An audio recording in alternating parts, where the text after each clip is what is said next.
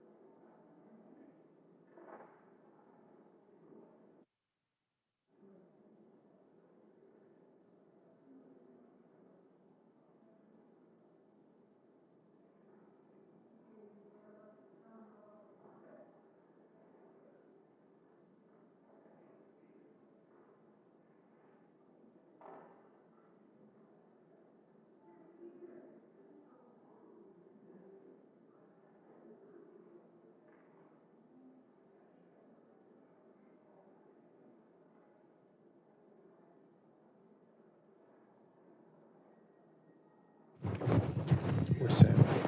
You're okay, right? To start? Yeah, don't forget 3, 2. 3, 2, 1, countdown in. And then start?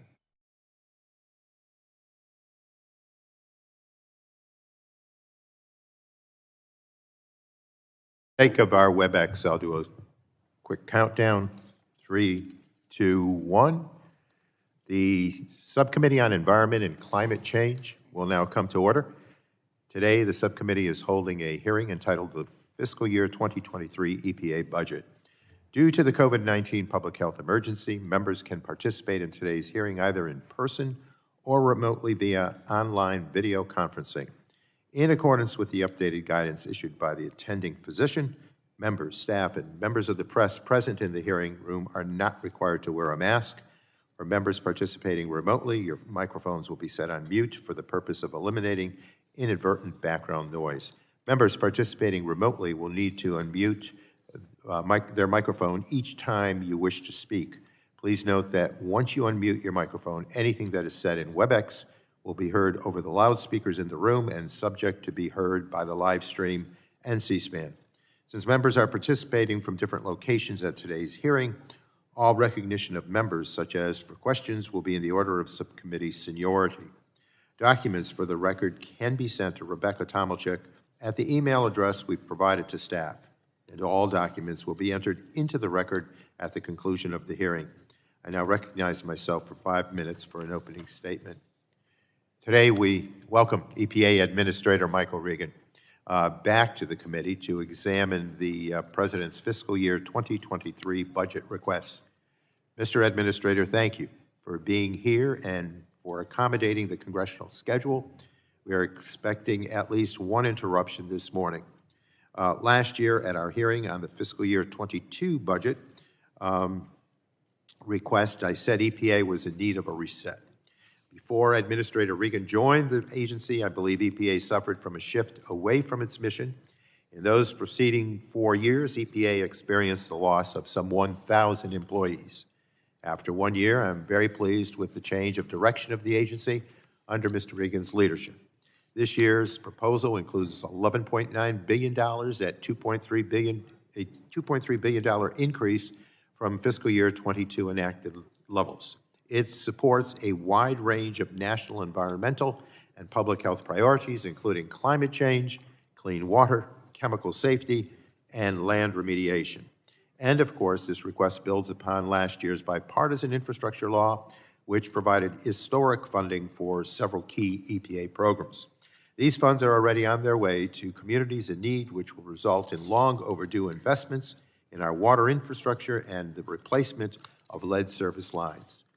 The bill will support economic revitalization by remediating brownfield and Superfund sites, and enable American children to take a pollution-free ride to school on zero-emission buses. These funds are going to improve people's lives, reducing public health threats while creating jobs. It's truly a win-win.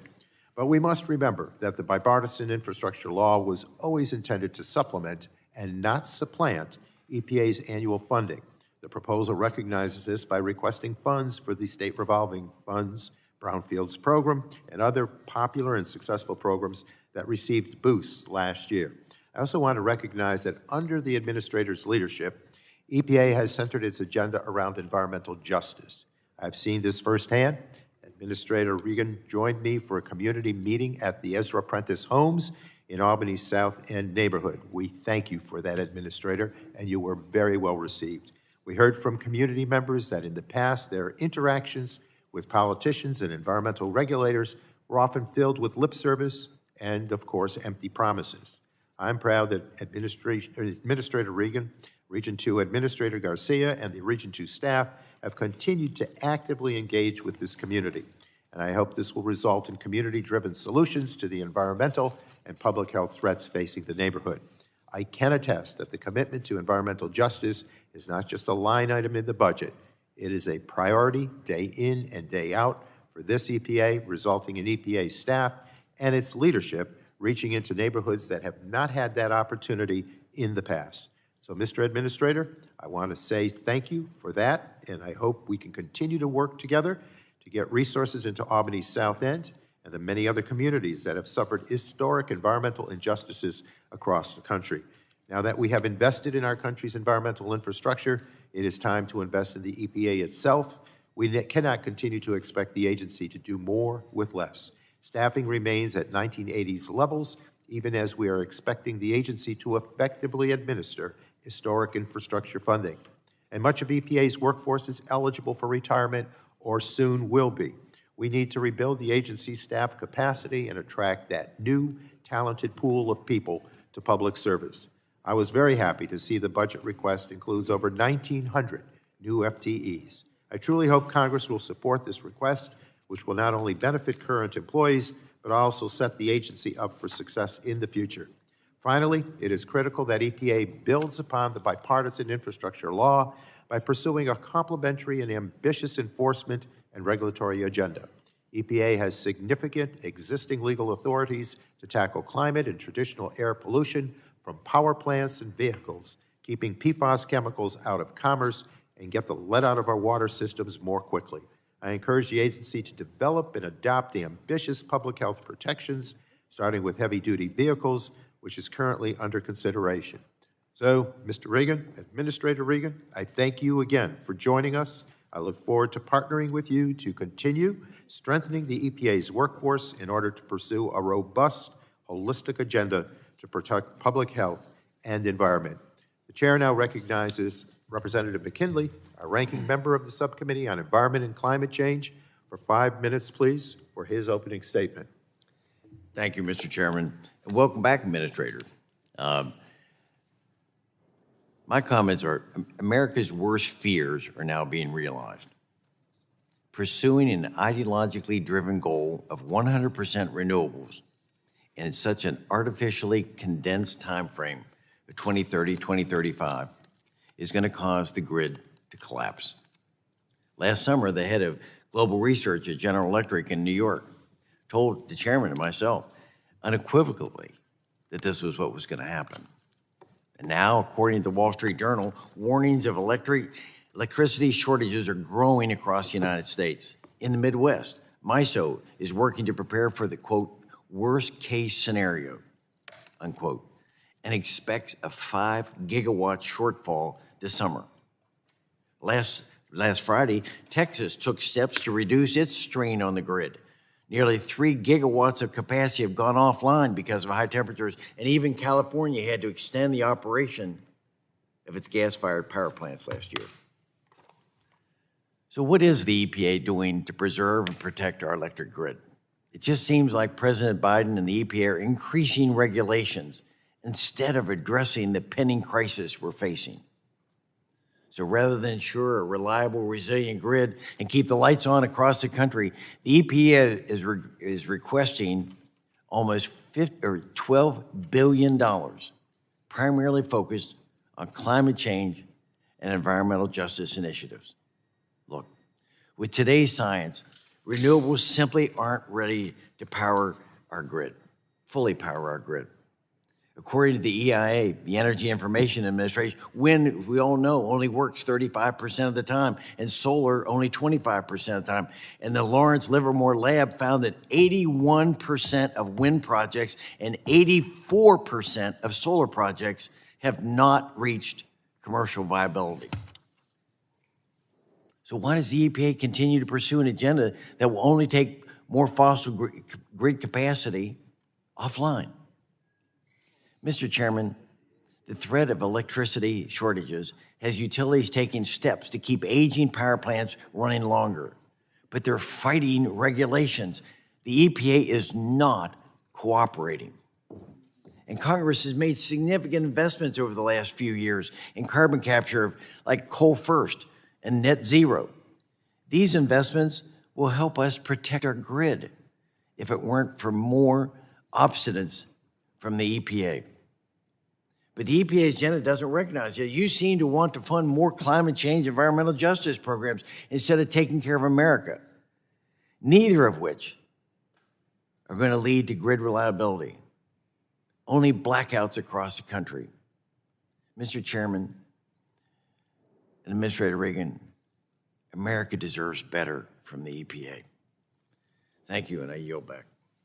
The gentleman yields back. The chair now recognizes Chairman Pallone, Chair of the full committee, for 5 minutes for his opening statement, please. Thank you, Chairman Tonko. I want to welcome our EPA Administrator Reagan back to the committee. Since your last appearance, you've worked to restore EPA and put the agency on a better path towards combating climate change and protecting public health. And I'm pleased to have the opportunity today to discuss how we can build on this progress and continue to deliver for the American people. Last year, Congress passed the bipartisan infrastructure law that provided much-needed resources to EPA to uplift communities across the country, and we have an opportunity to use this law to rebuild our communities and economy stronger than before, while providing the environmental leadership needed to usher a healthier and more sustainable future for every American. Now, while EPA's efforts are certainly heading in the right direction, there's obviously much more ahead of us, as I'm sure the Administrator would agree. The bipartisan infrastructure law was just a down payment on our clean and climate-safe future, which is why the EPA's budget request builds on the down payment to address the challenges ahead. Time and again, we see evidence that a strong economy and strong environment and public health protections go hand in hand. This budget reflects that evidence to provide critical investments in the health, safety, and prosperity of our families and our environment. For example, the budget includes $1.1 billion for EPA to improve our nation's air quality. It does this by developing and enforcing critical safeguards, as well as by funding grants to states and tribes and scientifically sound research. The administration's budget also prioritizes programs to urgently tackle climate change, like cutting methane pollution from oil and gas sources and implementing the American Innovation and Manufacturing Act. This bipartisan law, co-authored by Chairman Tonko and Representative Peters, will reduce the production and use of potent hydrofluorocarbons in our atmosphere. The budget request also complements the bipartisan infrastructure law's reinstatement of the Superfund chemical tax to fund more cleanup actions, an effort I've personally championed to ensure that polluters pay to clean up their contamination in our communities. About 22% of Americans live within 3 miles of a Superfund site. Cleaning and revitalizing contaminated properties creates jobs, mitigates threats to human health, and directly benefits the communities around contaminated sites, which are often low-income communities and communities of color. And the budget works to ensure that no community is left behind by investing $1.45 billion in programs that will advance racial equality and secure environmental justice for historically overburdened and underserved communities. And I'm particularly pleased that EPA is creating a new Environmental Justice National Program Manager position to help deliver on its promises to disproportionately impacted communities who struggle with legacy pollution for far too long. Clearly, we are expecting EPA to tackle an enormous amount of critical work right now to protect our communities and our families, and the agency is taking the lead in replacing the nation's lead-serviced drinking water lines. It's managing the risk from dangerous chemicals under the Toxic Substances Control Act program, and it's revitalizing other contaminated sites through the Brownfields program. EPA has a lot on its plate right now, and that's good, but it faces a serious challenge when it comes to staffing and resource shortages. And that's why I support the budget's request for more resources to bolster EPA's capacity, develop a pipeline of qualified staff, strengthen and support scientific integrity, and ensure EPA can meet the statutory obligations that we set for it. The dedicated EPA workforce have worked tirelessly to fulfill the agency's core mission without adequate staffing or resources, in my opinion. And the increase in resources proposed in this budget will not only help EPA fulfill its core mission, but also to process permits more efficiently and provide needed certainty to regulated industries. So I look forward to today's discussion to examine EPA's budget priorities. We're ready to work with you to ensure that everyone in every community, regardless of their zip code, realizes their right to clean air, clean water, and clean land. So thank you, Administrator, for all that you've done and that you will do. And I yield back, Mr. Chairman. The gentleman yields back. The chair now recognizes Mrs. Rodgers, ranking member of the full committee, for 5 minutes, please, for her opening statement. Thank you, Mr. Chairman. Welcome back to the Energy and Commerce Committee. Administrator Regan, your annual testimony on the President's proposed EPA budget is an important chance to examine your priorities and your agency's performance. EPA serves a critical role in our nation's effort to protect the environment and public health. This role includes standard setting, regulatory science, and risk assessments, and large amounts of technical and financial assistance for states, tribal communities, and localities. As you well know, EPA today is operating against a backdrop of a tremendous record of environmental improvements. A review released last month by the Association of Air Pollution Control Agencies noted that for the past 20 years, the public has perceived the nation's environment as getting worse. Yet across the board, the opposite is the case. Air quality, for example, has been steadily improving. Ozone, NOx, particulate matter concentrations are fractions of the levels 40 years ago. And the trend has continued over the past decade, including in states with heavy industrial and economic activity. These positive results extend to land, water, and air toxics. Let's celebrate and promote these results. I'd love to hear you explain more why you believe this has happened. I'd also like to discuss the challenges ahead as tighter requirements run up against technological and economic limits.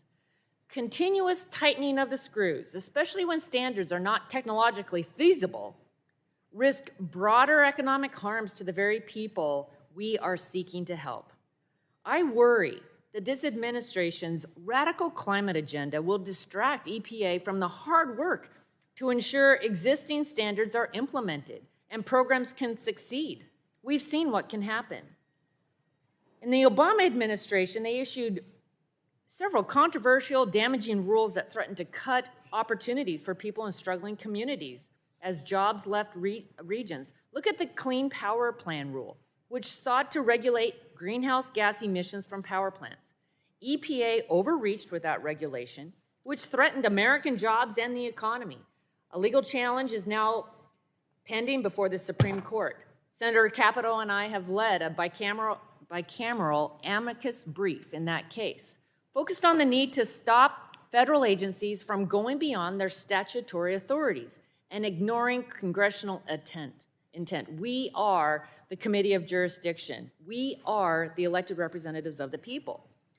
Because of President Biden's inflation crisis, families and retirees today are paying more for less, from the gas pump to the grocery store. It calls for responsible federal budgets that focus on core missions and effective management, the ingredients for accountability and success. The EPA fiscal 2023 budget request is nearly $12 billion. This amount is $681 million more than the request from last fiscal year, which was more than a 20% increase. States are tasked with enforcing most of EPA's regulatory requirements, but this budget request calls for growing EPA's workforce by 10% compared to current levels. When you testified to the House Appropriations Committee recently, you said that EPA is not inflating itself because a majority of EPA's budget goes to the states. but not even 50% of your requested budget would go to the states.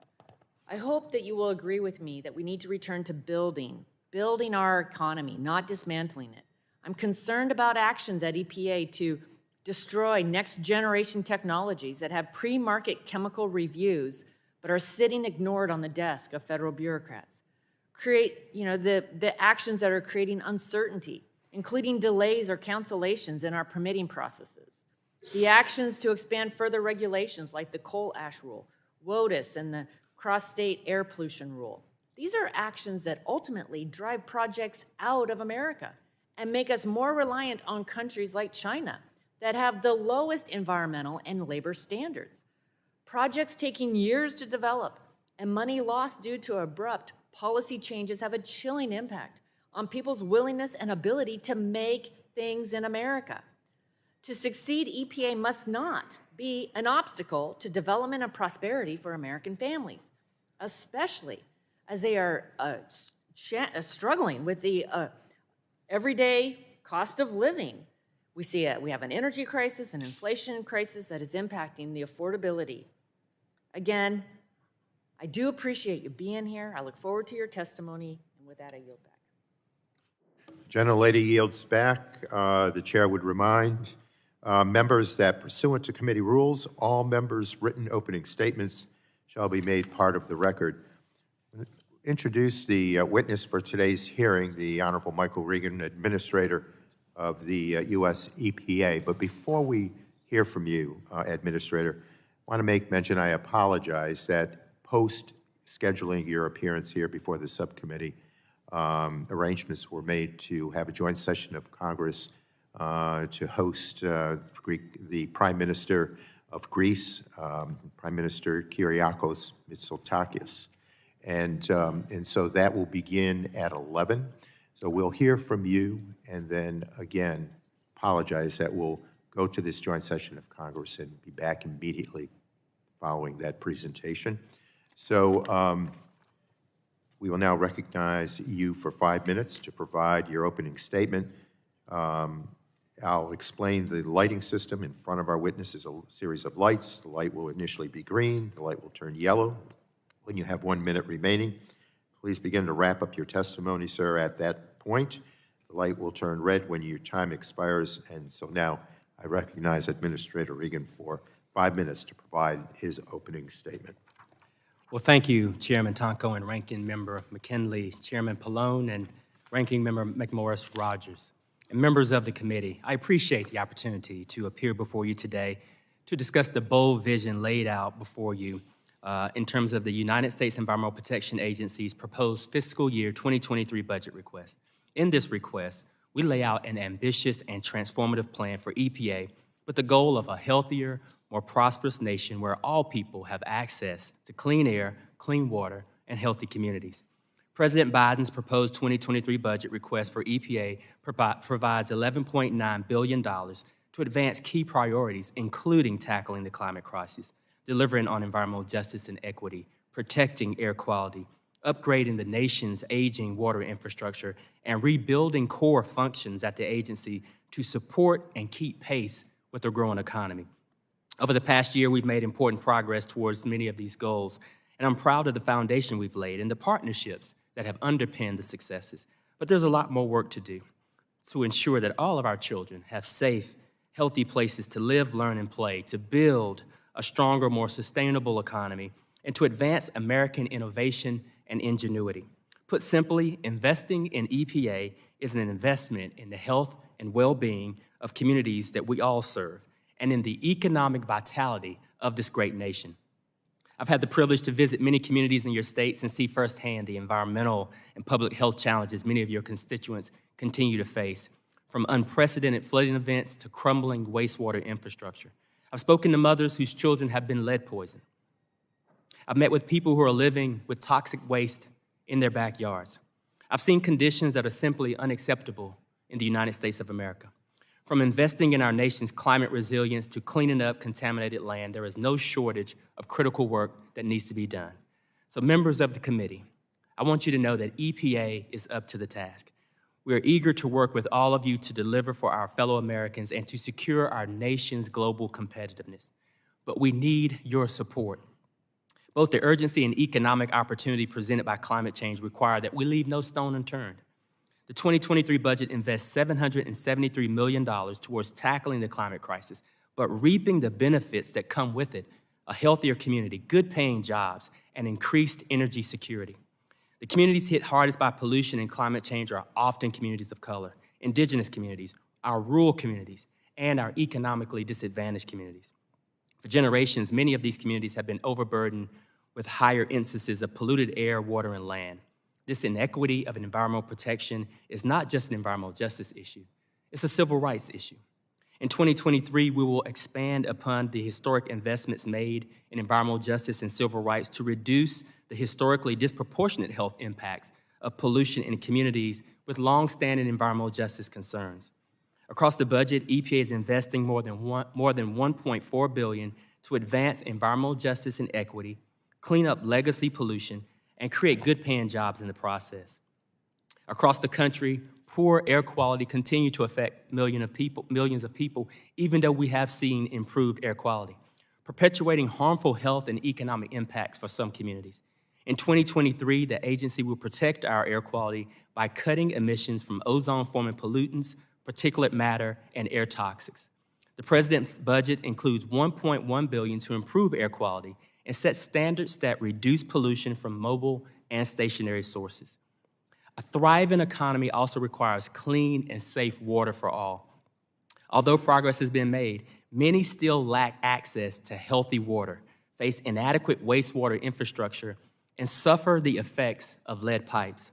America's water systems are also facing new challenges, including cyber threats, climate change, and emerging contaminants such as PFAS.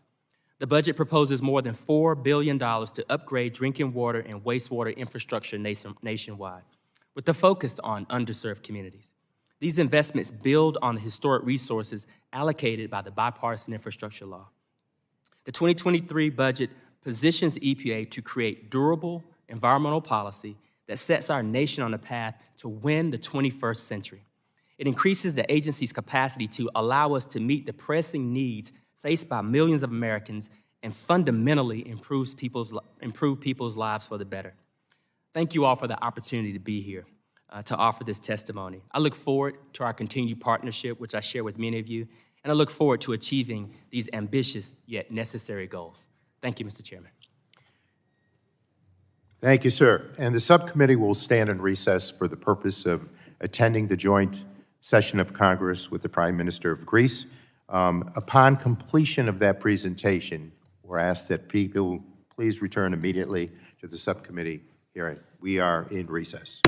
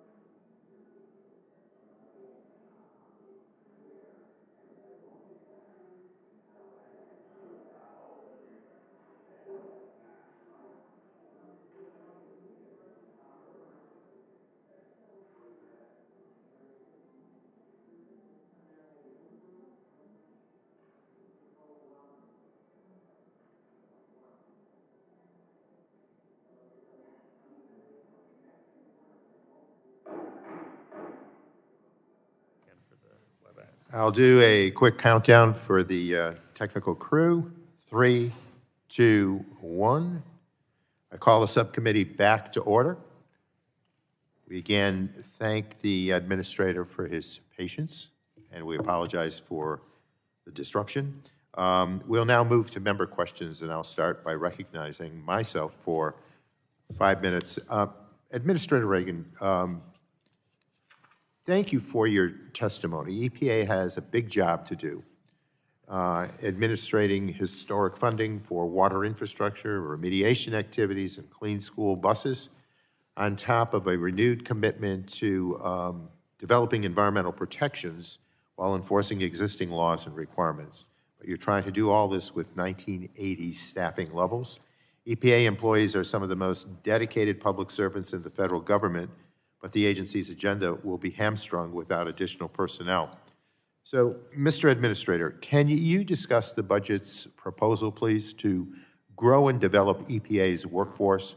Why is it important, and how will EPA prioritize hiring adequate numbers of full-time employees, diverse recruitment, and prioritize fair and equitable promotions to indeed ensure retention at EPA?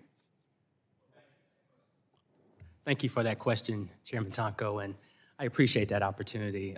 It sounds like hyperbole, but you're correct. We today have about maybe 100 or 150 or so more people than we actually had in the late 1980s.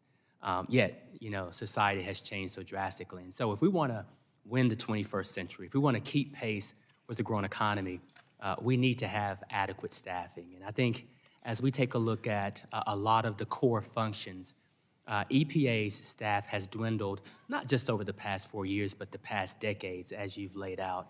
And so we need to rebuild that core. I can give you a few specific examples.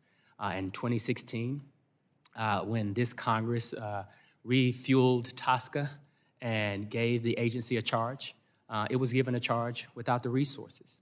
Over the past previous administration, the previous administration did not ask for the necessary resources to fulfill the obligations under TSCA. And so as a result, right now, the last administration missed the statutory deadlines for finishing 9 of the 10 risk evaluations that Congress asked the agency to perform. We are on track to, or on the clock to complete about 21 risk evaluations while rewriting rules. And I can tell you, we have about 50% of what we need to do that. You'll be hearing from our friends in the agricultural sector as we think about pesticides and herbicides, and as the courts mandate that we take certain products off the market, we have lots of petitions for new market entrants that we don't have the resources to evaluate.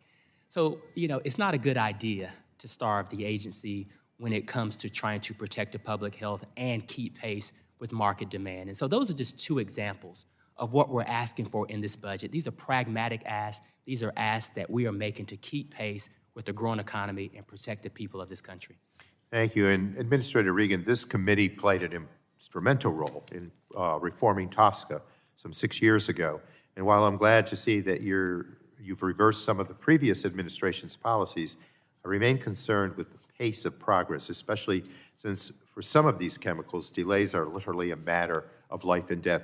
Can you help us understand why the agency is still struggling to meet its deadlines, and how does this connect to your workforce needs? We continue to struggle because, as I mentioned, we have about 50% of the dedicated personnel and resources that we need to meet the requirements of TSCA.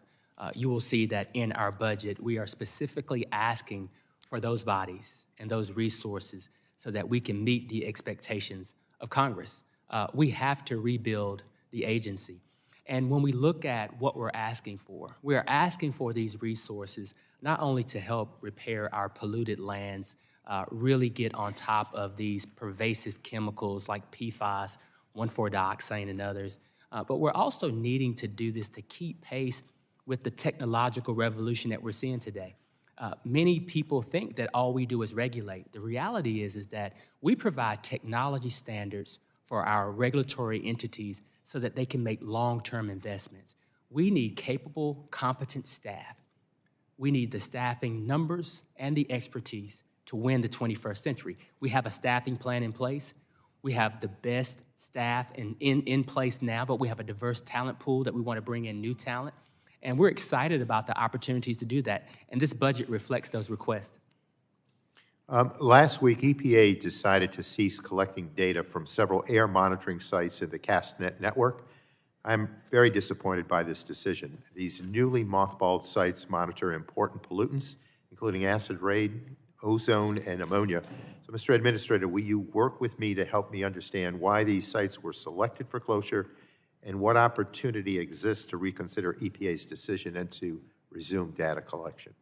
Well, thank you for that question, and I share your frustration. The fact that the agency had to make a decision to pause 28 monitors is not something that we take pride in, but we were forced to do so because we did not receive the request that we asked for through the appropriations process in 2020. So we find ourselves robbing Peter to pay Paul. I'd love to spend time with you and your staff on how we arrived to those specific closures. And I can assure you that if we receive the resources that we're asking for in this 2023 budget, we won't be facing these kinds of closures. Thank you, sir. We'll take you up on that offer, but I thank you for your concern. With that, we'll now recognize the gentleman from Ohio, Representative Johnson, for 5 minutes, please. Well, thank you, Mr. Chairman, and thank you, Administrator Regan, for being with us here today. Mr. Chairman, first, let me request a few articles be entered into the record. First is the Washington Examiner article entitled, "Power Sector Warns of Blackouts as Demand Clashes with Traditional Plant Retirements." The second is the Wall Street Journal article entitled, "Electricity Shortage Warnings Grow Across the U.S."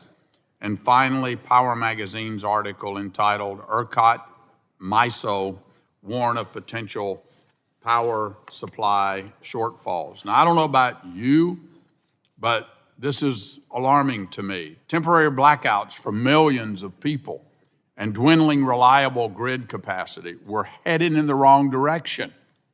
And why is that? Well, here's a clue. In 2022, 41 coal units are scheduled for closure. In 2023, 21 coal units. In 24, 18 more. In 2025, 23 units, and more in the future. Well, what's so concerning and what defies logic and common sense is that these closures are happening with too few alternatives to make up the shortfall. We know that EPA regulations are contributing to these early closures, including several in Ohio. And what is the administration doing to ease this coming energy disaster for American families and businesses? Let's see. Administrator Reagan, you yourself have said that we need a, quote, suite of regulations on the coal power sector. Seriously? So we've got coal combustion residuals rules, regional haze rules, ozone transport rules, the ACE replacement rule, effluent limitations guideline rules, the cross-state air pollution rule, and this isn't even an exhaustive list. So Administrator Regan, MISO, for example, is already warning of temporary blackouts during periods of normal demand, in part because of premature coal retirements. Are you just going to press ahead here even if grid reliability is compromised and the power goes out? Well, thank you for your question. I'd like to first clarify the record. I'd never said anything about a suite of coal power sector. I think what I've said is we need to have a suite of— I'll get you the quote that you made. Yes, I've been having a lot of you. conversations with the power sector in general. And one of the things that they've requested of me is regulatory certainty. The list of regulations that you just laid out that the Clean Air Act requires that we do, we've been having very constructive conversations with the power sector about how EPA doesn't surprise the power sector, how we not darken their door one regulation at a time, but present to them a suite of options so that they can understand what their investment strategies need to look like for the future. Okay, well, how do you avoid the conflict then, Mr. Regan, between your agenda to shut down coal and the need to maintain grid reliability? How do you balance that? I think we have to look at the facts, and the facts are there hasn't been coal regulation since the Obama administration, and the markets are what's driving these coal closures. If you have the conversations that I have, And there's a good reason. That's probably one of the reasons why we were energy independent under the previous administration, was because of the lack of those burdensome regulations. But go ahead. no, those same coal plant retirements that you just laid out happened during the previous administration and happened during the previous administration. The markets have decided that traditional coal investments are not competitive. The power sector has decided that it is investing in new generation opportunities. Well, The last thing I'd these say- articles would dispute your assertion on that, Mr. Regan. I'm concerned that EPA's aggressive regulatory agenda gives no time for meaningful feedback from the states and entities responsible for electric reliability. So will you provide this subcommittee, for the record, a list of EPA interactions with states and grid operators concerning the impacts of your agency's regulatory activity affecting the power sector? I got only a few seconds left. That's a quick yes or no That's answer. an easy yes. Will We you- partner Okay, with our great. states and Will you commit to providing meaningful opportunity for these grid operators in affected states to provide technical feedback on any proposed rules or enforcement actions that may impact future grid reliability? And will you commit to considering the feedback from the states and grid operators in your actual rulemaking? I think your question prejudges that we're not doing that. That's exactly. No, I'm just asking you, will you commit to doing We that? will continue to do that. Okay, thank you. I yield back. The gentleman yields back. The chair now recognizes the gentlelady from Colorado, who serves as chair of the Subcommittee on Oversight and Investigation, Diana DeGette, for 5 minutes. Thank you so much, Mr. Chairman. And Administrator Regan, welcome. We're really glad to have you. Last month, along with Representatives McEachin and Grijalva, I co-led an appropriations request to help the landmark efforts that EPA is making under your leadership to advance environmental justice. And I spoke with you during the break. In my community, we have an environmental justice area, Elyria, Swansea, and Globeville, and there's really two burdens that these communities face around the country. Number one, chronic underenforcement of environmental requirements, and number two, the cumulative impacts of multiple sources of pollution. So my first question for you is, how much do we know about how different pollutants interact once they've entered our bodies? Well, thank you for that question, and thank you for your leadership in this area. I can say that we've developed analytical methodologies and tools to characterize and distinguish and quantify the different impacts of cumulative impact, or different aspects of cumulative risk impacts. We know that the cumulative impacts underlie health disparities resulting in higher rates of asthma, cardiovascular disease, cancer, poor birth outcomes, and reduced longevity. So we are focused on the continued research of how we can quantify these impacts. The Office of Research and Development has a few streams of work that we have underway for both cumulative impact and cumulative risk. And so we are working very, very, very laser focused on that. So as I often say, Administrator Regan, is if it was an easy problem to solve, we would have solved it by now. And we know it's going to take many decades to fully work out the science. But what should EPA and its state partners be doing right now, for example, with permitting decisions and other actions to try to prevent these cumulative impacts?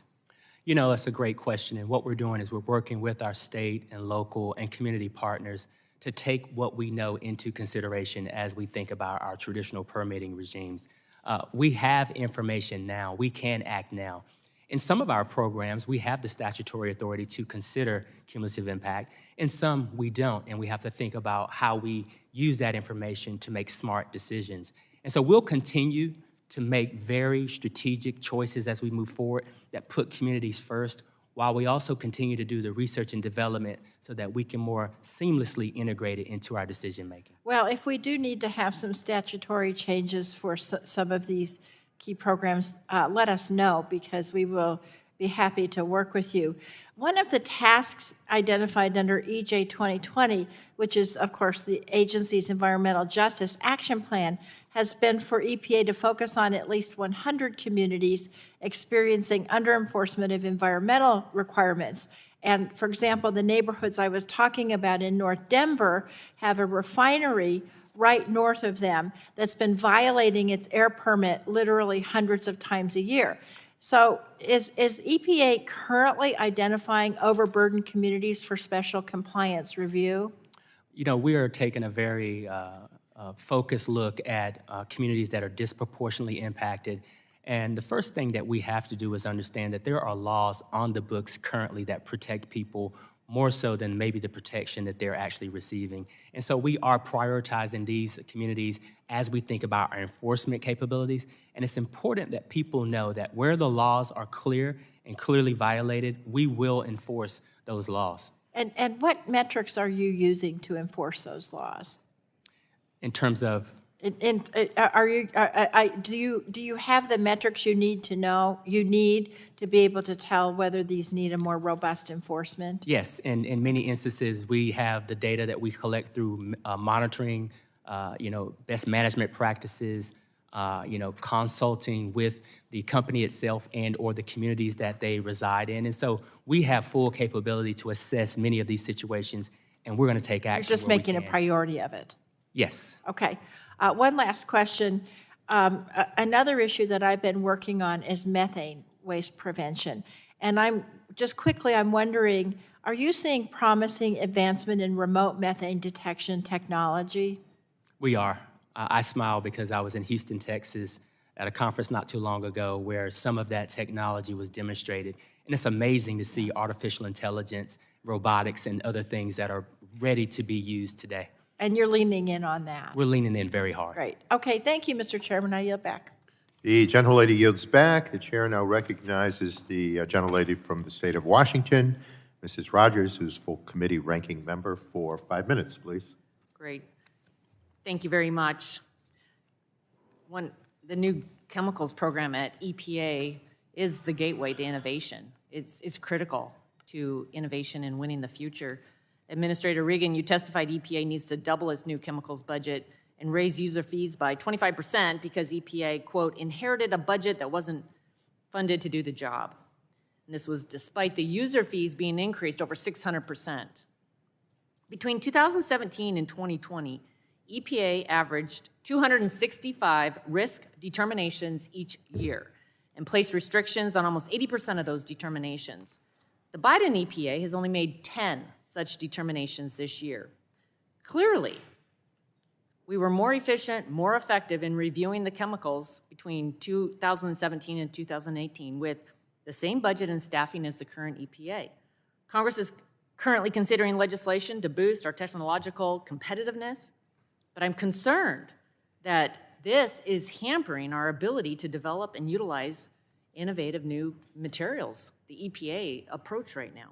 How will the EPA meaningfully improve its efficiency of the new chemicals program regardless of funding? You know, I think I'd have to take a closer look at the stats that you have versus the ones that I have. I know when we are talking about the TSCA program, the previous administration missed 9 of its 10 statutory deadlines. Those are just the facts, and we have a number that we have to catch up on. I think I've had a number of conversations with our agriculture sector in terms of looking at chemical evaluations and the lawsuits that the agency is currently facing or will face as a result of 50 years of not complying or coming close to not complying with the Endangered Species Act.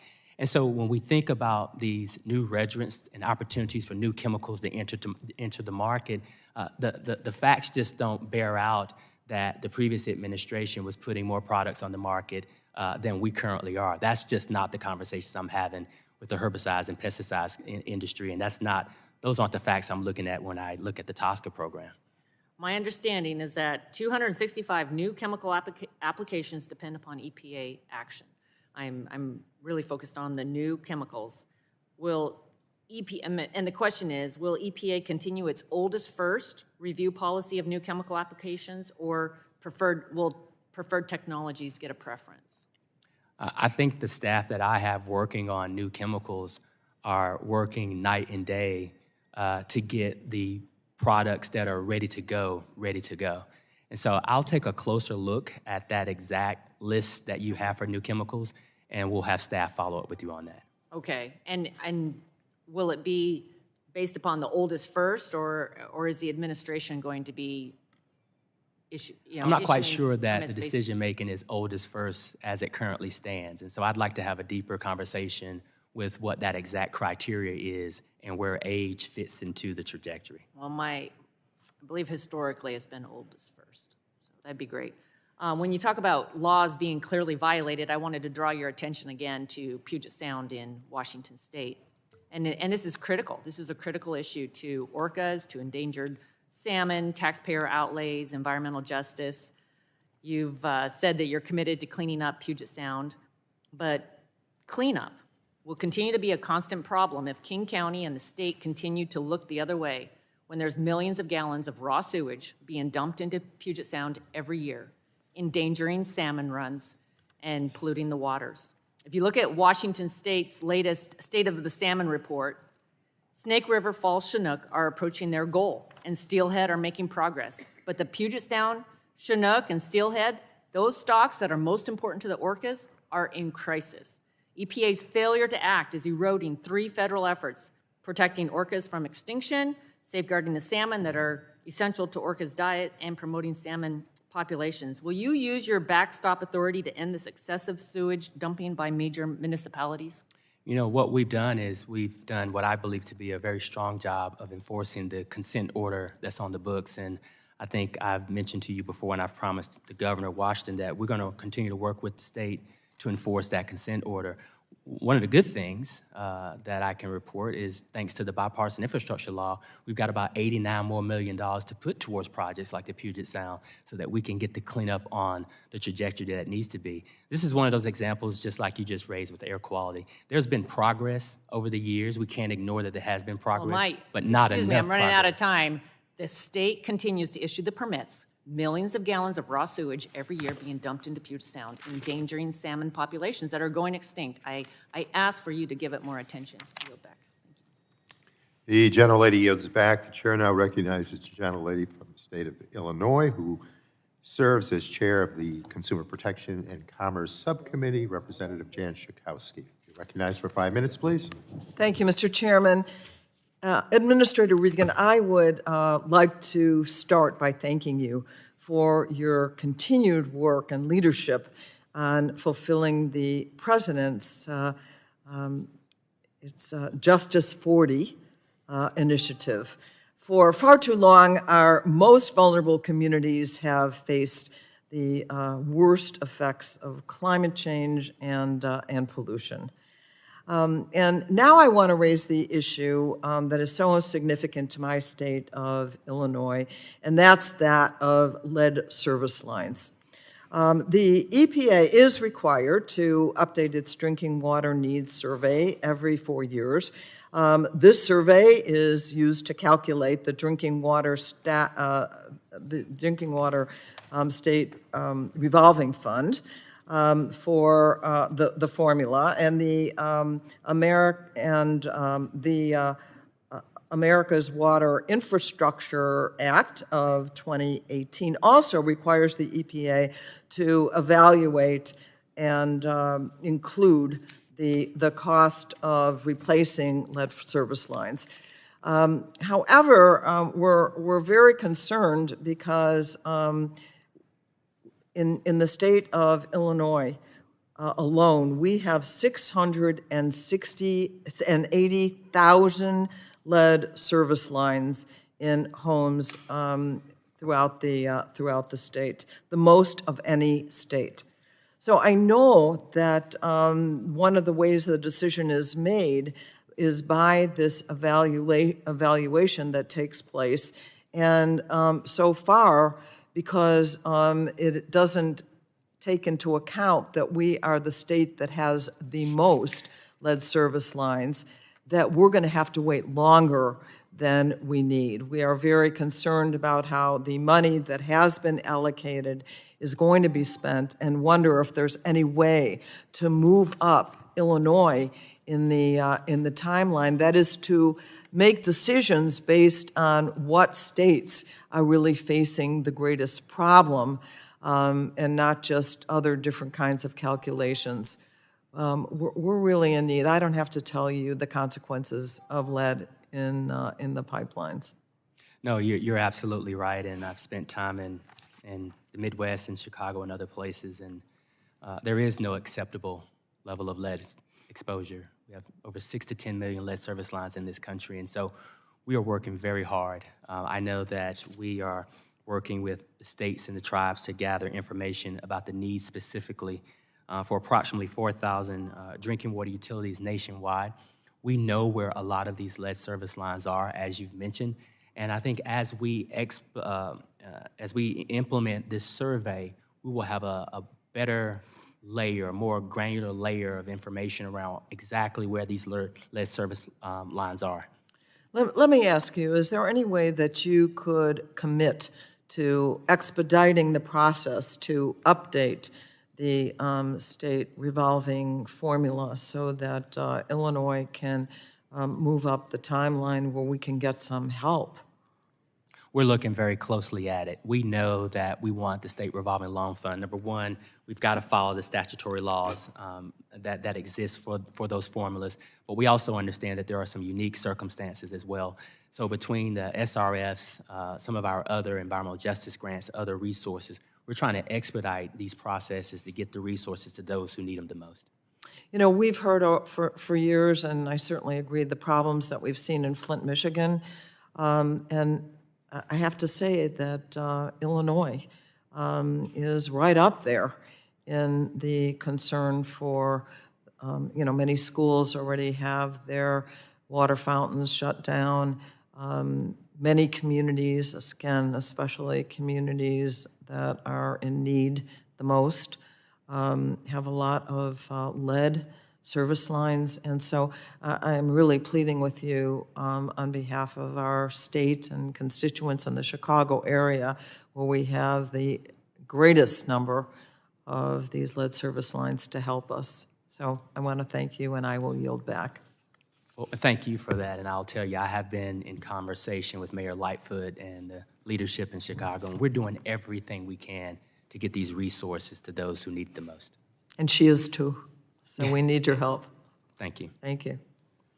The gentlelady yields back. The chair now recognizes the gentleman from the state of Utah, Mr. Representative Curtis. You're Thank you. recognized for 5 minutes, please. Thank you, Mr. Chairman. Mr. Administrator, the EPA website states that you developed a passion for the environment while hunting and fishing with your father and grandfather and exploring the vast lands, waters, and intercoastal plain of North Carolina. That sounds amazing.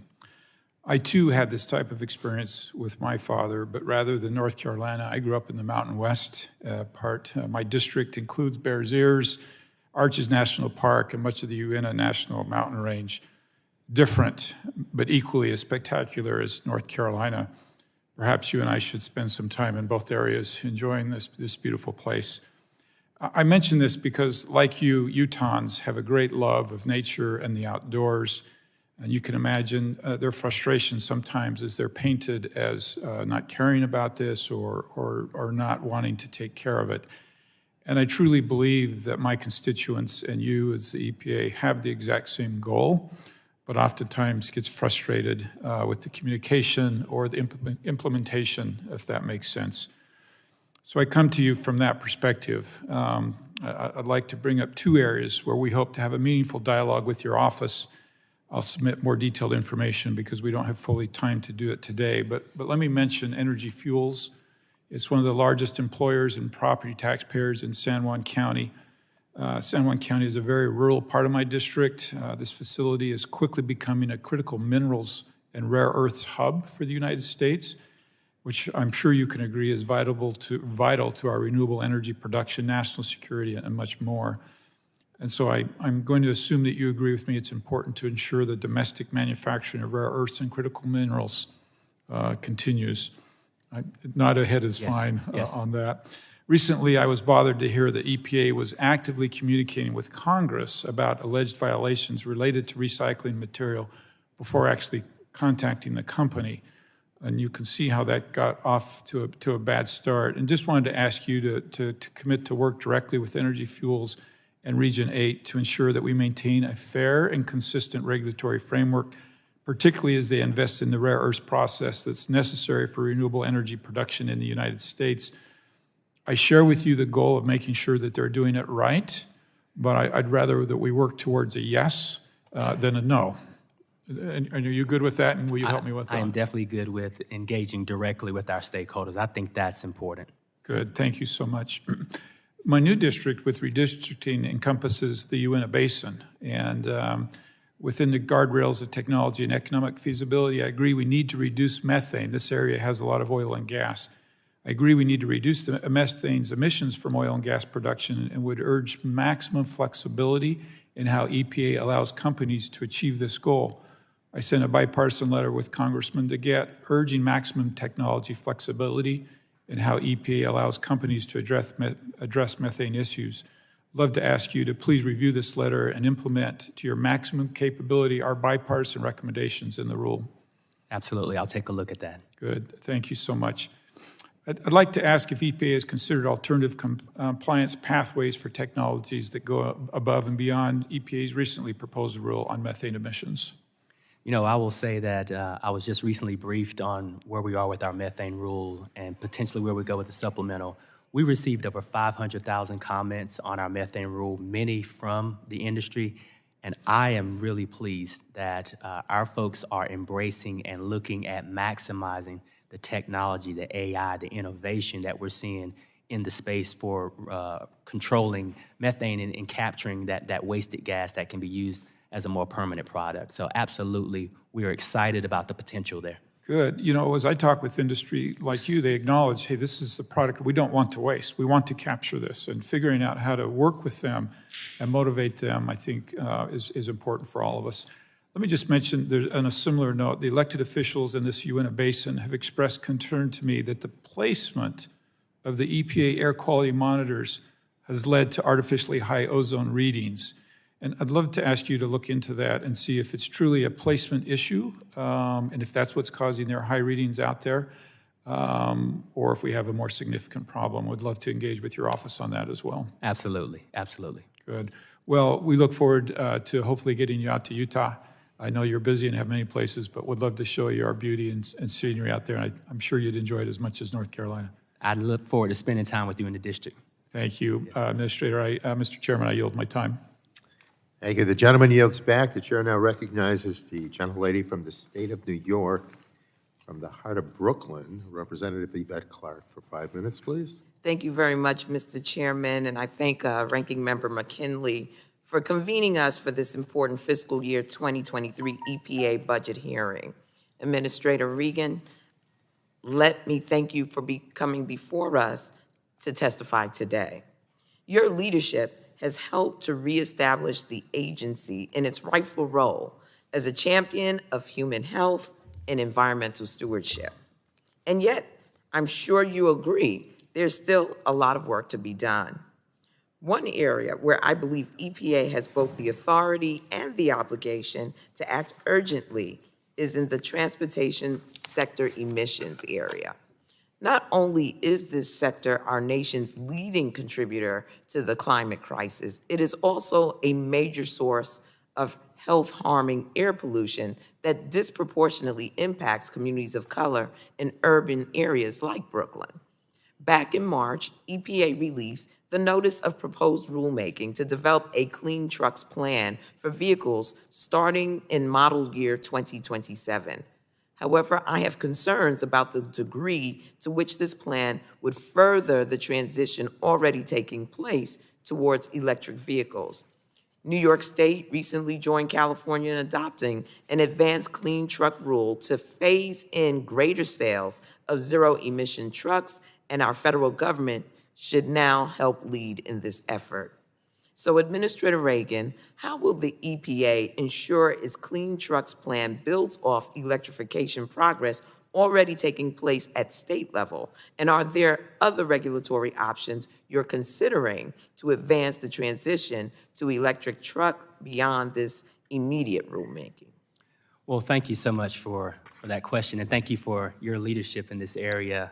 It's been great working with your team and your staff to help stay focused on this. You know, with the heavy-duty vehicle rules, we have sort of a two-phased approach. Step one, we wanted to honor our commitment to push our rule as quickly as possible, as stringently as possible, but to stay focused on the NOx pollutant that were really disproportionately impacting so many of our urban communities and communities of color, while we also push that technology to zero emissions. And so in the heavy-duty vehicle rules pathway, you'll see in step one, very aggressive, or as aggressive as we could go, really focused on NOx pollution, but also coupling the greenhouse gas opportunities there, reductions through electric vehicles and other low-carbon fuels. But then in step two, as we look at, beyond those years, we are really looking at the technologies that will be ripe for that zero emissions profile. We're really trying our best to walk and chew gum at the same time. Make sure that we are controlling those health-based pollutants while we keep an eye on greenhouse gas emissions, but also looking at that long-term horizon that we know climate change is that existential threat. Well, we definitely have your back, and we'll be pushing it. It's similarly crucial that we improve air quality by electrifying dirty diesel school buses, which currently pose a major health issue for children and environmental justice communities in my district and across the nation. As you know, recently enacted Infrastructure Investment and Jobs Act included over $5 billion for this purpose to be administered by EPA. How do you plan to ensure this funding is distributed in a manner consistent with the President's Justice 40 goals so that disadvantaged school districts with limited resources who need this support most are not last in line to receive clean school bus investments? Well, I can tell you this is one of the things that brings a smile to my face when we think about electrifying our yellow school buses in this country. We're laser focused on this. We are creating a very easy process, very easy online process by which people can apply. We're also gearing ourselves up to provide technical assistance to those who have not had a seat at the table in prior years. And to the point you just made, we're working directly with the school districts. Luckily, I've been traveling all across the country. I've been meeting with mayors. I've been developing relationships on the ground. I know how important that is. And so we're going to leverage our relationships with our mayors and our school districts to be sure that those who need to have a seat at the table have a seat at the table and know how to navigate this process. And then finally, in EPA's FY23 budget, it included a monumental proposal to establish a new environmental justice national program. Could you expand upon the need for this standalone program area and how it will help EPA better work with overburdened communities to tackle local pollution and contamination issues? Absolutely. Leadership starts at the top, and it started with the President of the United States, who said environmental justice would be a central theme to this administration, and we're taking that very seriously. As I look across the agency and think about the needs that we need to have a national program office that sole priority is to focus on equity, justice, inclusion, and to ensure that that's being done in a very objective way. And so we're working on this national program now to help sit alongside our program leaders that look at the future for air quality, water quality, and land management. We don't want to just put window dressing here. We want to see a systematic change. And at EPA, we know that we need dedicated political appointees, we need dedicated career staff, we need dedicated research and development work done. And so we want to have a program office whose full-time job it is to ensure that justice, equity, and inclusion is incorporated into every single thing we do. Every policy, every regulation, contracts, procurement, hiring, the whole thing. Excited, and I've gone over time. I yield back, Mr. Chairman. Thank you for your indulgence. You're most welcome. Gentlelady yields back. The chair now recognizes the gentlelady from the state of Michigan. Representative Debbie Dingell for 5 minutes, please. Thank you, Mr. Chairman. Thanks for holding today's hearing, and thank you, Administrator Reagan, for testifying here today.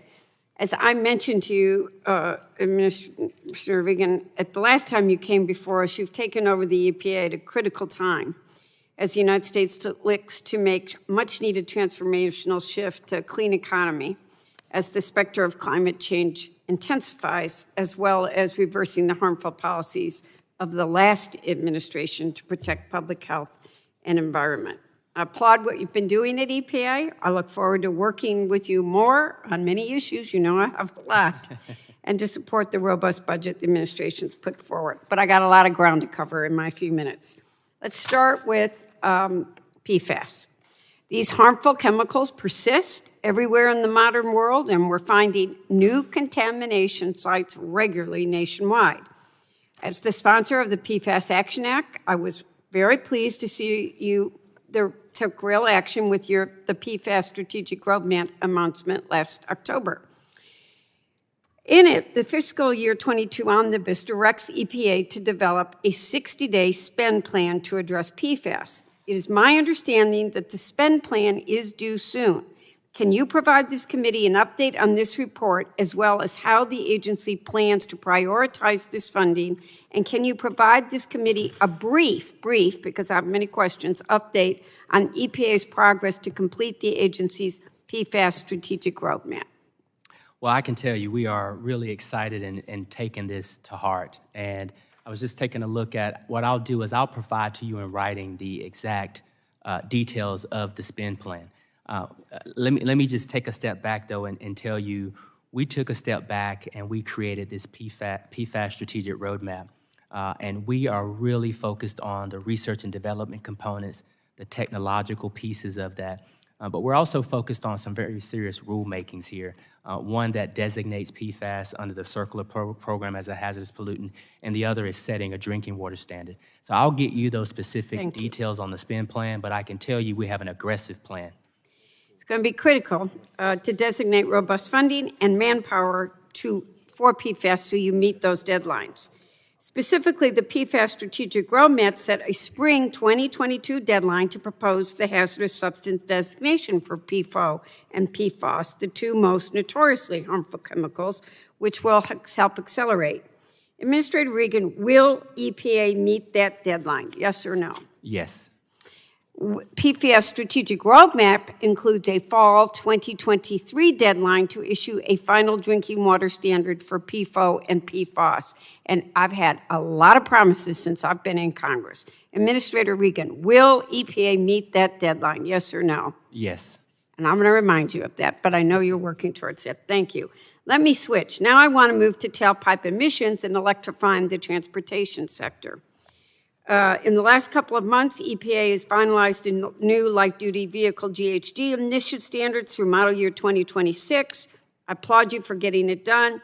Automakers have been supportive of those standards, though they have said that significant increases in electric vehicles will be needed to get there. We stood together at the White House, set that goal for 2030, but a lot of things are going to require to get there a host of complementary investments and policies at all levels of government, including consumer incentives, infrastructure, and resilient domestic supplies. In addition, within the next 2 years, EPA aims to finalize GHG standards for model year 2027 vehicles and beyond. Administrator Regan, can you speak to the importance of these needed investments and policies to grow the EV market in the United States? And after you do that briefly, I'm going to submit a lot of other questions for the record. Absolutely. Listen, to your point, we have stood together, industry, regulators, Congress, all the leaders, and said that we can do this. We can do this. I think if we can follow the president's leadership, Congress's leadership, get some of the tax incentives that are sorely needed to help give that shot in the arm, we are well on our way to owning the 21st century as it relates to transportation. We've got an industry that's committed. We're getting the environmental benefits that we need. The jobs are there. The unions are with us. And so, yes, we can do it. We just need the tax incentives. But we're not going to get there if we don't get the policies they're going to support, making those cars affordable, getting the batteries developed, building the infrastructure, and upgrading the power grid.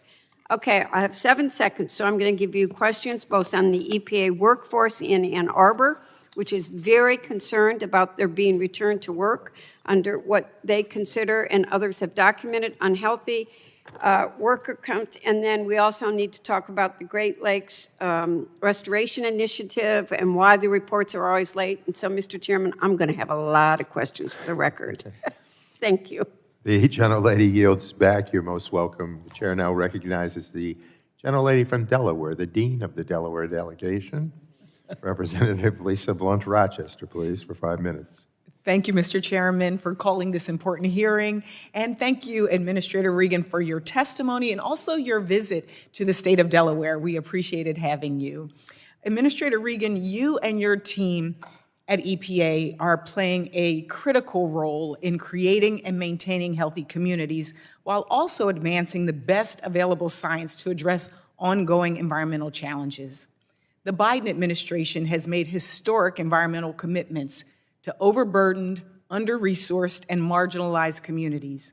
Those commitments include mitigating and adapting to climate change and addressing pollution of our air, water, and land.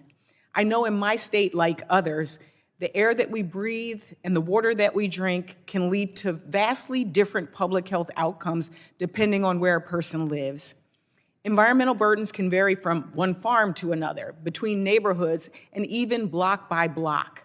This is a major reason why it's so important that the EPA work hand in hand with local communities and follow their lead on the ground.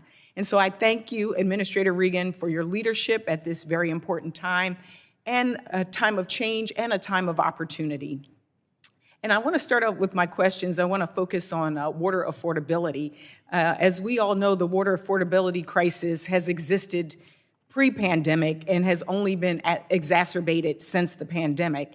Last year, I introduced H.R. 3293, the Low Income Water Customer Assistance Programs Act, which would establish permanent drinking water and wastewater assistance programs at EPA to assist low-income water customers in paying their water bills. We found that in Wilmington, Delaware, nearly 1 in 3 customers are behind on their water bills. And public outcry all over the country of rising rates led to the bipartisan authorization of a pilot water assistance program based in part on my low-income water customer assistance legislation. This legislation also included a requirement to conduct a needs assessment to inform the pilot program. Administrator Regan, can you provide an update on the agency's progress regarding the assessment? Yes, I will say, number one, thank you for your leadership in this area. I think affordability is something that we don't talk about quite enough. And, you know, one of the things I can say is, as you're aware, HHS is actually now rolling out their more than 1 billion low-income household water affordability program. So we're working very closely with HHS on how we design our partnership there, because that's going to be critical. Bill also authorized a new low-income water assistance pilot program for EPA, but we have not received those appropriations yet. But I can tell you that EPA's Assistant Administrator, Rodgers Fox, has a deep working knowledge and experience working with water systems and water affordability. So the combination of all of those actions, I think, are giving us a competitive step on how EPA is planning to complement your leadership, but also work on water affordability issues. Great. And while the infrastructure law established the pilot program, as you mentioned, you haven't received the funding yet. We know that this program would leverage your staff's expertise in these areas, and in particular awarding grants and also working with public water utilities. What will this funding mean to communities who are struggling to afford water services? It will mean a great deal. We have really focused on infrastructure, but the president has not lost sight on people as well. So we can walk and chew gum at the same time here. And I think as we're making significant investments into our water infrastructure to be sure that it's clean and reliable, we cannot forget that affordable piece. And I want to shift gears a little bit to the Office of Air and Radiation at EPA and how you set the standards for air quality across the country, standards that are critical to reducing toxic air pollutants and addressing the climate crisis. And we know that the government can't do it alone. So could you please share with us why state and tribal leadership is so important in these efforts? You know, speaking as a former state regulator, I'm probably biased, but state leaders, tribal leaders, mayors know their communities better than the federal government ever could. And we don't need to be prescriptive or academic. We need to look at the solutions that are already baked on the ground, and we need to match those solutions with resources. We're finally at a place now, thanks to Congress's leadership through the American Rescue Plan, the bipartisan infrastructure law. We have resources now that we can match with solutions that are on the ground, and EPA is ready to do that. I did not think I would be in the position of Ms. Dingle and having to submit questions for the record, but I have more questions, and I'm out of time. Thank you so much, and I yield back, Mr. Chairman. The gentlelady yields back. The chair now recognizes the gentleman from Georgia, Representative Carter, who comes to us virtually. Mr. Carter, you're recognized for 5 minutes, please. Thank you, Mr. Chairman, and thank you, Administrator, for being here. Administrator, look, I may not like certain laws, and certainly I don't like certain laws, but the only thing that I really ask is consistency and across the board. And I'm afraid that what we're experiencing in my district, in my region, in Region 4, is a lack of consistency, because it appears that Region 4 is using a different rule book for enforcement compared to some of your other regions. And this is impacting businesses in my district. It's impacting the Georgia ports. I have the honor and privilege of representing the entire coast of Georgia, which includes the Port of Savannah and the Port of Brunswick. And the different interpretation of these rules and regulations is scaring businesses off, and it's harming our ports and harming other businesses as well. So I just want to get from you a commitment that you will streamline and harmonize enforcement of the statutes in EPA for each of the regions. Yes, I believe very strongly that we need to have some consistency by which we apply the law, while also recognizing and affording some accountability to the different characteristics that exist within our states and our regions. But your point is well taken. We need to be able to provide regulatory certainty to our business community and have an even hand at that. And so I will take a look at what's happening specifically in Region 4. And if you have specific examples you can provide to me and staff, we will take a very close look at that. Well, I'm going to take you up on that, because I do have specific examples. And as you can imagine, it's very frustrating. All we want is fairness. All we want is to be treated the same. And we don't feel like we're getting that in Region 4. So thank you for your commitment to that. And I am going to take you up on that, and I am going to send you examples of what I'm talking about here. Okay. Now, if I could shift gears for just a second, it appears that a theme of all of my colleagues is the agency seems to be stretching itself kind of thin here.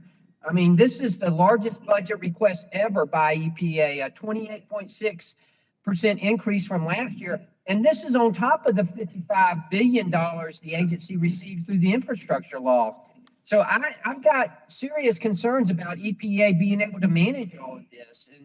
And you know, having been a state legislator for 10 years, I feel very strongly with state and very strongly about state sovereignty. And I'm just concerned that EPA is going to be dictating everything from up high and insert itself into every issue from Washington, D.C.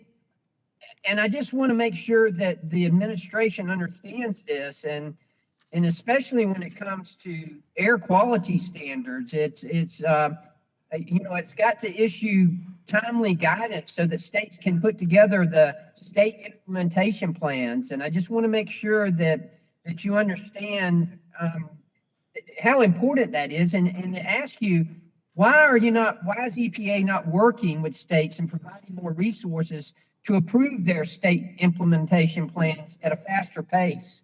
Well, I can tell you that I definitely agree with you on that. As a former state regulator, I was responsible just a couple of years ago on developing those SIP plans and implementing those SIP plans. Just a couple of months ago, I convened a meeting in Asheville, North Carolina, that had about 45 to 46 of the 50 state environmental secretaries to talk about the importance of the relationship between the federal government and the state government. We are co-regulators, and I respect that relationship, and I actually believe in the real definition of cooperative federalism. So the goal really is for us to be really good partners with our state regulators and to be sure that we're working hand in hand. And I can assure you that me and this team are really focused on playing EPA's role as a federal agency, but also understanding the importance of that co-regulatory role that our state secretaries have. And so you have my commitment to continue to work on that as EPA administrator, the same way I enjoyed that as a state secretary just a few years ago. Okay, very quickly, I'm about out of time and they're calling me to the floor here. But I noticed that you have convened or called for some roundtables to be held in different regions. But I can't help but feel oversight here in the sense that Georgia was not invited to any of those. We don't have any panelists from the state of Georgia. And I just want to get a commitment that your staff will come to Georgia to hear specifically from our businesses and my constituents about what's going on with WOTUS in particular. Yes, you have my commitment that we will engage with the state of Georgia. I believe we have. I've luckily have a pretty good relationship, and hopefully we'll have a meeting soon with the president of the Farm Bureau, who is, I believe, a Georgia native. And so we're talking WOTUS with all of our states. There were 10 regional roundtables set up. You're right. We try to choose regions that typically have not been afforded the opportunity to talk about WOTUS in the past, but could represent some of the interests that have not had a voice. But I can assure you that staff will follow up with you and your team, and we will engage Georgia just like we're trying to engage every other state. Okay, thank you, and I yield back. The gentleman yields back. The chair now recognizes the gentleman from the state of California.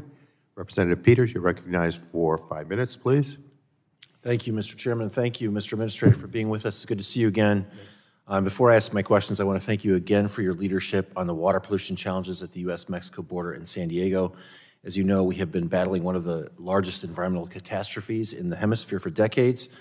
You came to visit it firsthand. I want to thank you for that. You prioritized it, and you're working to expedite the projects that will help us address the problem once and for all. And so on behalf of the entire region, I want to say thank you again.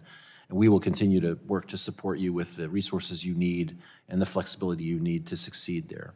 Thank you.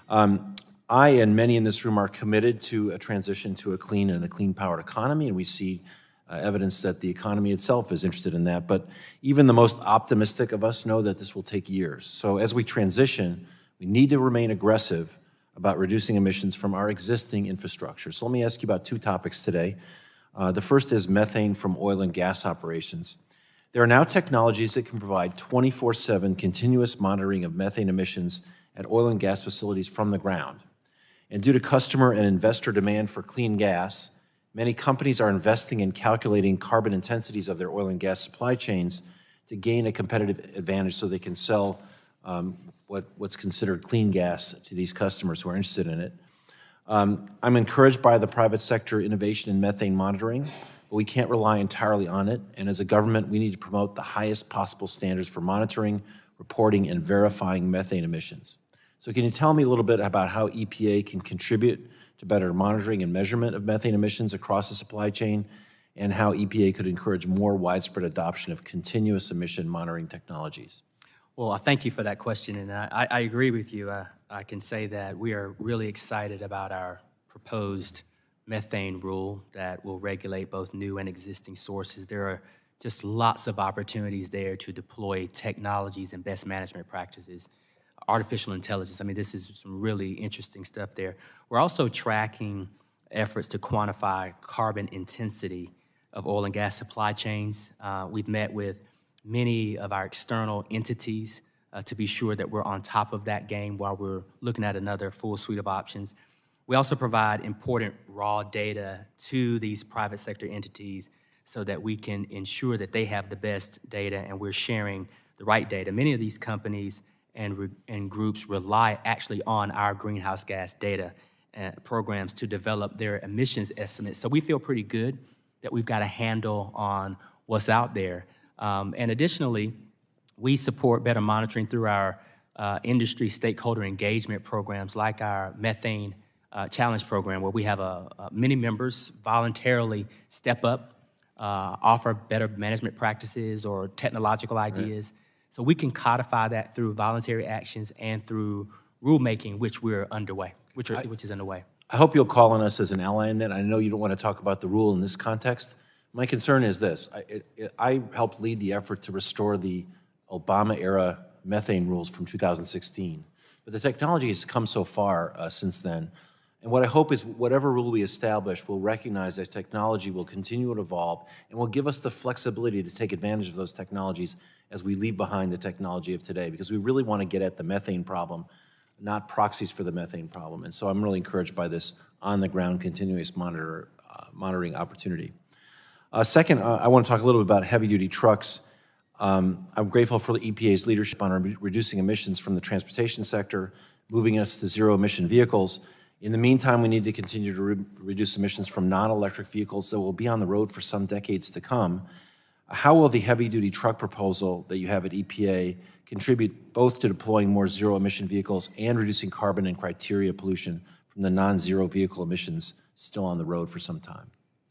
Well, you make a very good point, and that's why with our heavy-duty vehicle rule, our trucks rule, we have sort of a two-pronged approach. The first is stay laser-focused on those health-based pollutants that we need to focus on, like NOx, especially those that are disproportionately impacting our urban communities and communities of color, low-income communities.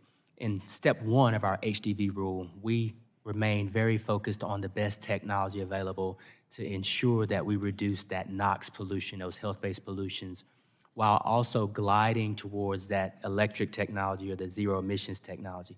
So in step one, you'll see us working on health and climate at the same time. But in step two, you will see us transition to that technology that is zero emissions, that is good for the planet, but also is far enough out where we don't lock in the types of emissions that we don't want to see locked in. Right. I want to thank you for being here, Mr. Chairman, just to put in a word for zero emissions rather than just electric, because I think hydrogen and other technologies can play a role too. So thank you very much. I'll yield back. Thank you. The gentleman yields back. The chair now recognizes the gentleman from Alabama. Representative Palmer, you recognize for 5 minutes, please. Thank you, Chairman Tonko. Administrator Reagan, I come from a perspective that Congress sets the EPA's agenda and processes, and that EPA can prioritize its work among these programs based on current risk and law.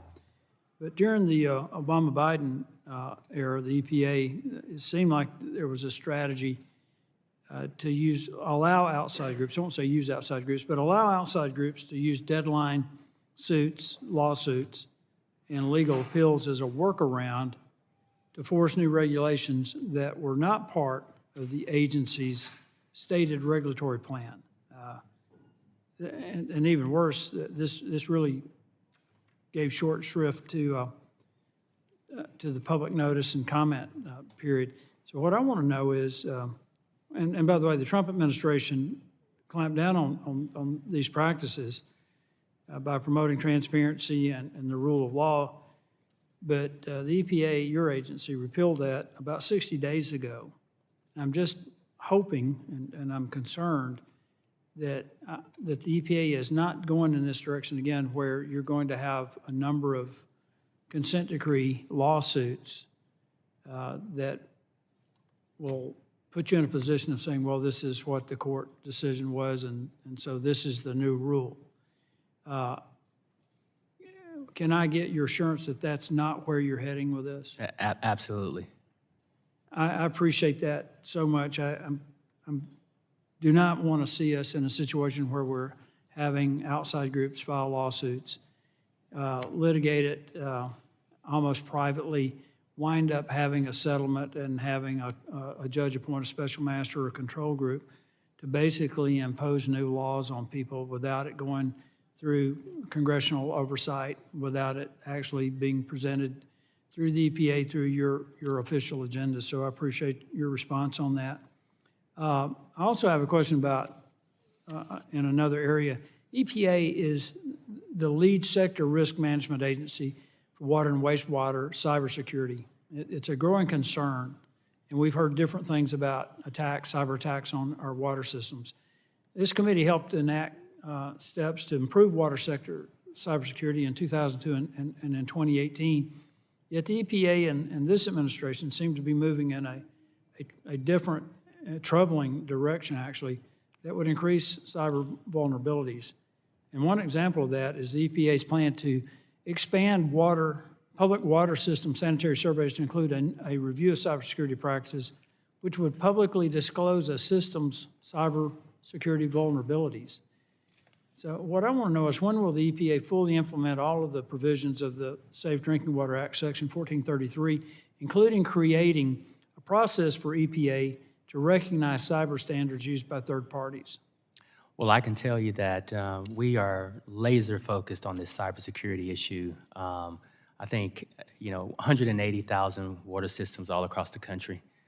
Many of them, and I'm working with my state partners, I came from a state as a regulator, know that a lot of states don't have a handle on just what the health of their cyber situation is. I know that my staff is working with this committee hand in glove to be sure that we're using all of our statutory authority to pursue cybersecurity in the water space that we can. Well, there's a certain amount of security that we need to provide in discussing these vulnerabilities. I mean, we do not need to publicly disclose any problems that water systems are having with their cybersecurity. What we need to do is get together and take action to fix the problem. So with that in mind, can I get your commitment to the following? The EPA will not outsource its leadership responsibilities for cybersecurity in the water sector to other federal agencies. And can I get your commitment the EPA will regularly engage with the water sector and its coordinating council on cybersecurity? And finally, will the EPA support the Water Information and Sharing Center's efforts? What I can say is we are not in the business of abdicating our responsibility to anyone else. We take cybersecurity in the water space very seriously. Thank you. And I do want to go on record as saying the survey that we put out to help begin to assess and shore up, we don't believe violates or provides any additional secure information that's out there. But I look forward to working with you and your staff on this. I've talked to my staff about this. This is a serious issue for us, and I want to be sure as administrator that we're using all of our statutory authority to tackle this issue. I believe that's exactly what you want to do. Mr. Chairman, what I would like to do is submit those requests in writing, and Administrator Reagan, I would really appreciate it if you'd respond to each one of those assurances that I ask you for in writing, and get them back to the full committee and to my office as well. We'll be responsive. Thank you, sir. I yield back. Representative Palmer will review all of the requests at the end of the hearing, so thank you. Thank you, Mr. The Chairman. gentleman yields back. The chair now recognizes the gentleman from Virginia, Representative McMeekin, for 5 minutes, who joins us virtually. Welcome, Mr. McMeekin. Thank you, Mr. Chairman. It's good to be with you, and to the administrator, it's good to see you again, my friend. I want to start off by thanking you for coming to the 4th Congressional District and visiting with us, and particularly in the city of Richmond, and seeing some of our needs, and also hearing me out in terms of the rest of the district. I know that actually you'd asked for some information on the district, and we have sent you a memo probably about a month ago on the district and some of the needs that we've seen in it. And I have no doubt that you have not seen it. I have no doubt that your staff is scrubbing it diligently. But I would appreciate an answer in the near future if you can manage one. I know how staff can be and how they want to make their boss look good, but they need to understand that you already look good to me. So I just look forward to a response. Yes. But I am concerned, Administrator, that we are almost halfway, or maybe we are halfway through the first term of the Biden administration, and I look forward to working with him for him to secure a second term. But if the worst should happen and that not happen, we've got about 2 years left for you to do some good work. And I'm particularly interested in how I can help you get your Justice 40 initiatives down into the 4th Congressional District, and particularly the rural part of the district. I know you have a heart for rural localities, and I am not just a big city congressman. I have a whole line of rural counties between Petersburg and the North Carolina border that you are undoubtedly familiar with as you drive down I-95. So what can I do? What can we as a Congress do to help you get your Justice 40 initiative kickstarted in those areas? Well, number one, I appreciate the partnership that we have with you and your office has been invaluable, and I think that we'll continue to contribute to the White House's efforts around Justice 40. They're quarterbacking that, and many of us in these agencies are serving as pilots to prove out the Justice 40 theory. I'll say that in December, we announced a $1 billion investment on the cleaning up of the backlog of our Superfund sites.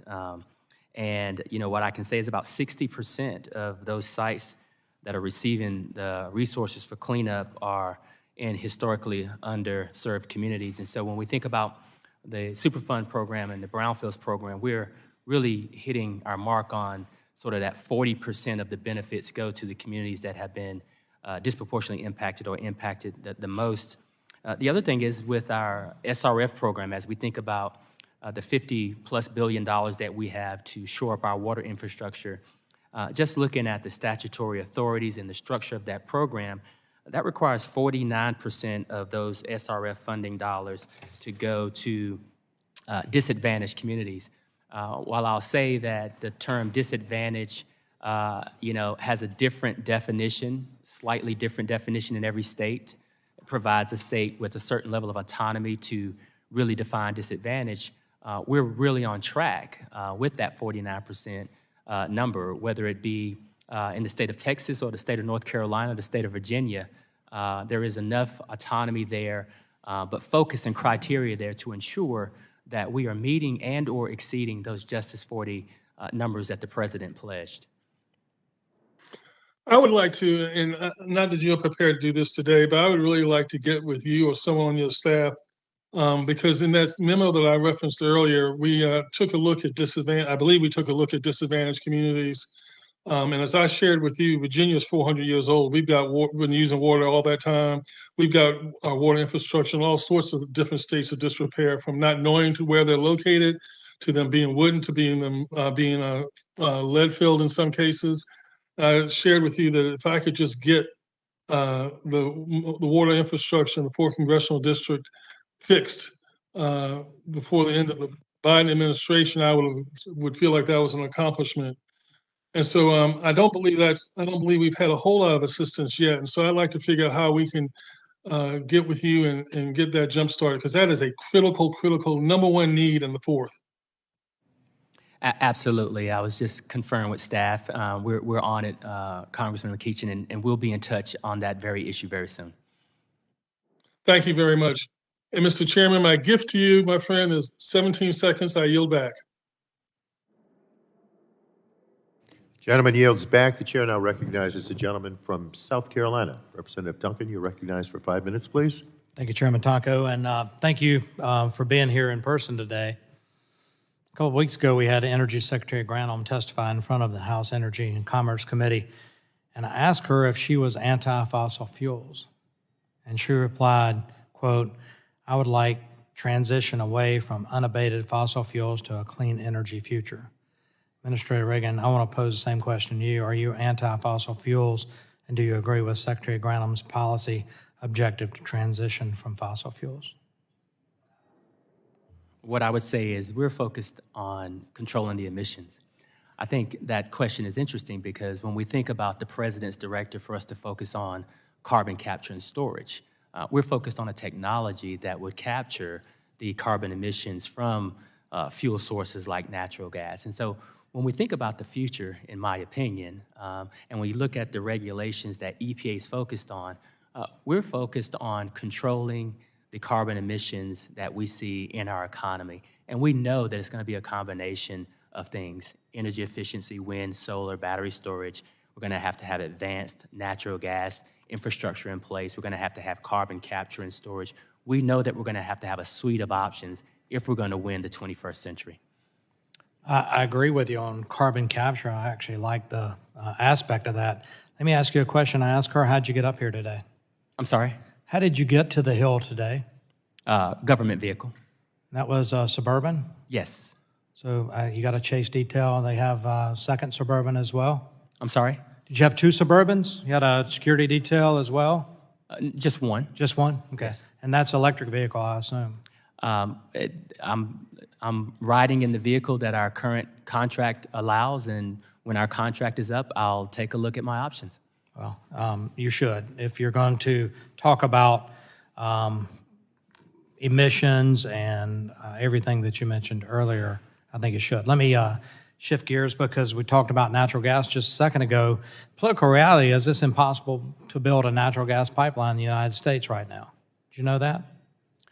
Well, you know, what I would say is that in the role of EPA, as we think about the power sector in the future, we're actually having conversations about if we were to have new natural gas turbines, what would that look like and how can we best position that in the future if natural gas isn't the option, but let's say the option is hydrogen. Natural gas pipeline turbines, you have to have natural gas availability, and that requires a pipeline. But yet the EPA aids and abets the environmentalist groups that take them to court and litigate these projects to the point where they can't be sustained or completed. Example, I'm worried about South Carolina's ability to meet our energy demands in the future because the ACP, the Atlantic Coast Pipeline, was stopped basically on the litigation side of it. I think if we're going to cite that one, I was state secretary in North Carolina, and I can say that, for the record, under the Cooper administration and under my watch, we approved the Atlantic Coast Pipeline permits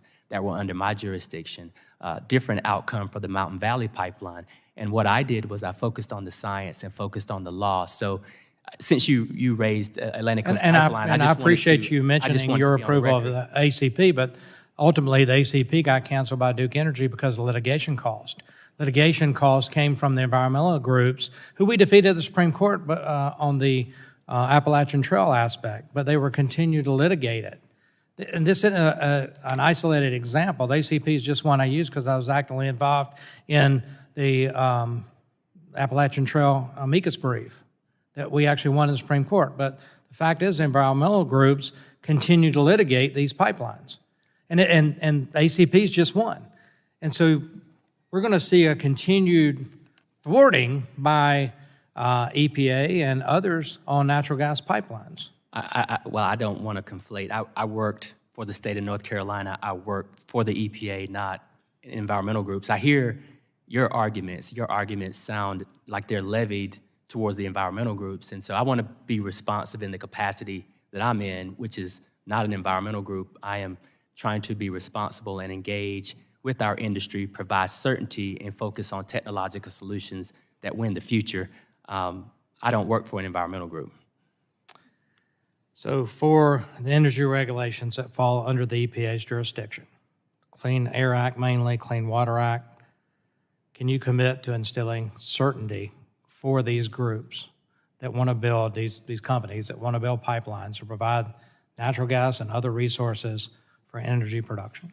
You know, I was just criticized earlier for saying this, but actually what I'm doing to respond to the power sector and EEI, I'm actually spending time with these CEOs, and they've asked for certainty. And so what we've done is we've taken a look at all the rules that we're statutorily required to put out, and we're putting them in a package. We're not darkening their doorstep one at a time, death by 1,000 paper cuts. We're trying to present a uniform package so that our power sector understands what investments might work for the future. What I can commit to is doing what I've been doing, which is working very transparently with the oil and gas sector and with the power sector on the rules that are coming forward and how we can really take advantage of technology and innovation so that we can drive down the emissions that we're seeing, not only that contribute to climate pollutants, but also to health-based pollutants. And certainly as well as the existing rules and regulations that are in place today. We need certainty for our companies to be able to make the long-term investments that we need. I like what you said. I appreciate you saying that. I'm going to look forward to questioning you again in a year and find out if that certainty has been applied. Mr. Chairman, thank you so much. The gentleman yields back. The chair now recognizes the gentleman from the state of Florida. Representative Soto, you're recognized for 5 minutes, please. Thank you, Chairman. And Administrator Reagan, I believe you're the man for the moment right now. Coming from North Carolina and having to work with both sides of the aisle, that's been on display here today. And we're really appreciative of that, especially as we're coming out of the pandemic. And under President Biden's budget, we're dropping the deficit by $1.5 trillion. $1.5 trillion, the biggest in history. And that you have to look at in context of the budget request that you're making today so that you could ramp up for this infrastructure law implementation. That's what I want to focus on, both electric vehicles, specifically school buses, clean water, and environmental remediation, 3 areas that you're going to be working on closely. We have Orange County Public Schools, one of the largest public school districts in the nation, and we're really interested in the decarbonation of our nation's school buses, $5 billion. So it'd be great to hear a little bit about how this budget's going to help deliver for Central Florida for school buses. Well, I'm really excited about it. I mean, when you think about the future, you think about our children. And so to have our children riding on electric school buses is just awesome. $1 billion this year that we'll spend in trying to get our school buses electrified. In the coming weeks, we're going to announce a $500 million grant. We're working directly with local school districts. We're going to make it easy. We're going to put these processes online. We're going to engage these school districts. We want to be sure that those people who need these buses the most will have a competitive chance at getting these buses. So I'm excited about that. And we appreciate it, Mr. Administrator. Next, clean water. This is an issue that's happened in St. Cloud, Florida, with aging infrastructure. $50 billion to EPA for improving our nation's drinking water, wastewater, and stormwater. So is this budget going to help you ramp up to do the job for so many clean water needs across the nation? You know, the $50 billion from the bipartisan infrastructure law, it's a shot in the arm. It's a huge, it's a historic investment. And so we're going to work with our state partners. I've written every governor a letter, walking through how I want to partner with those governors to be sure that those resources get to those who need it the most. We know that the $50 billion is a shot in the arm, but we know that there is more need there as well. So we're going to have to leverage our traditional resources and these bipartisan infrastructure dollars to be sure that we're protecting the public while gearing up for some of the impacts that we're seeing from climate change. Well, thank you, Administrator. And also environmental remediation. We have some of our older cities in Central Florida, like Orlando and Kissimmee, my hometown, where we could be reusing land that was once for industrial uses or certain agriculture uses to bring it back into commercial use. $5.4 billion for cleaning up legacy pollution at Superfund and brownfield sites. How does this budget help you meet the moment for this key issue for infrastructure as well? You know, this budget and the budget requests we have in help us to shore up and be prepared. Over $5 billion for Superfund and brownfield sites. We're talking about a lot of cleanup. We're also talking about a lot of economic development. We're also talking about the removal of a lot of blighted site and rebuilding some communities. We're excited about it. I think that the bipartisan infrastructure law gives us the capital to make those investments. What you see in the 2023 budget are the types of staffing that we're going to need to maintain that and continue that through the future. And lastly, Mr. Administrator, we know because of both the pandemic and because of the war in Ukraine, gas has been a real struggle as we're balancing to lower prices with environment, dealing with a worldwide shortage. So how do we strike that balance between environment and looking at summer blends and ethanol and other things to lower the price at the pump while still protecting our environment? I think we have to follow the science and follow the law. I think the president pledged that this unprovoked war on Ukraine would cause some stress and some pressure, especially at the pump, and he pledged to use all the tools in his toolbox. He asked us to take a look at what we could do. I took a look at the science. I looked at E15, and the reason that the waiver is in place is because we wanted to get in front of having any kind of supply issues. We know that there are over 2,000 gas stations in rural communities all across this country that could benefit from that E15 waiver. We looked at the science. We knew it would not have adverse impacts on the air quality for at least a couple of months. And so in order to relieve that pressure at the pump and empower some of our rural communities to have access to those resources, we put that waiver in place. And we're appreciative. This is a way for our rural communities to help with this, to be part of the solution to helping reduce gas prices. So thank you, Mr. Administrator, and I yield back. The gentleman yields back. The chair now recognizes the gentleman from Texas. Representative Crenshaw, you're recognized for 5 minutes, please. Thank you, Mr. Chair, and thank you to Administrator Regan for being here today. We appreciate it. I wasn't going to bring this up, but you were just talking about the Justice 40 initiative, which is a White House report, and it lays out what kind of projects and technologies would benefit communities, and then it lays out what kind would not benefit. And I have some concerns here, because on the list of projects on page 59, that quote, will not benefit a community, this particular report lays out a list, fossil fuels, carbon capture, roads, research and development. It just says research and development, doesn't even say what kind. It just wouldn't benefit a community. Nuclear energy's on that list. Pipelines are on that list. So according to the environmental justice warriors, vulnerable communities do not need electricity. I think you seem like a pretty reasonable guy. You can't possibly agree with every aspect of that report, right? You know, I'm honestly not familiar with the report you're referring Page to. 59, check it out. Well, we were just talking about it, that's why I brought it Okay. up. Moving along, one of the concerns I have is that the rhetoric of this administration does not match the actions. And I've heard the president say a lot of things recently in the midst of an inflation crisis, in the midst of food shortages, supply chain problems. And he said a lot of things that I happen to like we need to increase our oil and gas production. We need to lower gas prices. He says we need more broadband and fiber optic cable, more domestic manufacturing of semiconductor chips, more wind turbines. He wants to replace lead pipes and improve our water quality. He wants to reduce our food prices. These are all really good things to want. But all of these goals require the very plastics and chemicals that EPA regulates. And this is my concern because I think the EPA is in a position to be helpful here or not helpful. And based on the various proposals and actions from your agency, I have to question whether these goals are shared broadly in the administration. And I'll start with some examples. Let's start with semiconductor chips. So the idea is that we need more chip manufacturing domestically.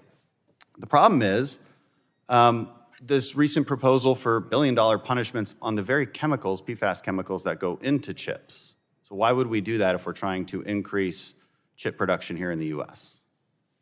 Being on the receiving end of a water crisis in North Carolina, Gen X, caused by a company, McMorris, a spinoff from DuPont, I don't believe that you have to choose between protecting water quality in people's lives and companies doing the right thing the right way and contributing to our global competitiveness. And so when I take a look at situations like Gen X or PFAS, right, we know that there are technologies and ways to reduce that exposure to mothers, children, and everyone.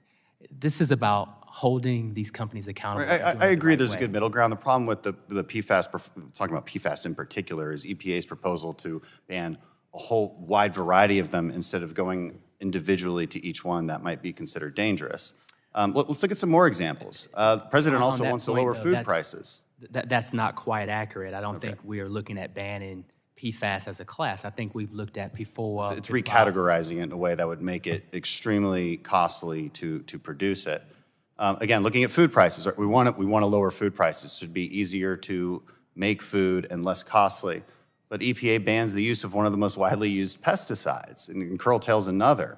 And another example, the president commits to more oil and gas infrastructure. Actually, which I loved this, ordered FERC to withdraw its proposal back in March, which would further limit the building of pipelines. But EPA actually wrote a letter expressing support for those same proposals. And this one I want to get to also. So this is plastic resin. It's produced in Houston. This is the kind of high-quality plastics that are used in biomedical devices, everyday devices, everything we need to reduce healthcare costs, deploy broadband, replace lead pipes, build out our infrastructure. But it's true, isn't it, that the EPA right now is considering reclassifying basic PVC plastics as a hazardous waste product?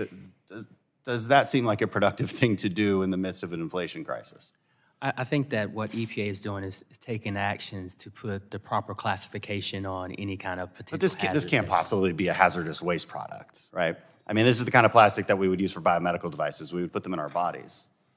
Yeah, I think what EPA does is regulate processes. And so I think we have to look at not just the... You familiar with the problem I'm specifically referring to?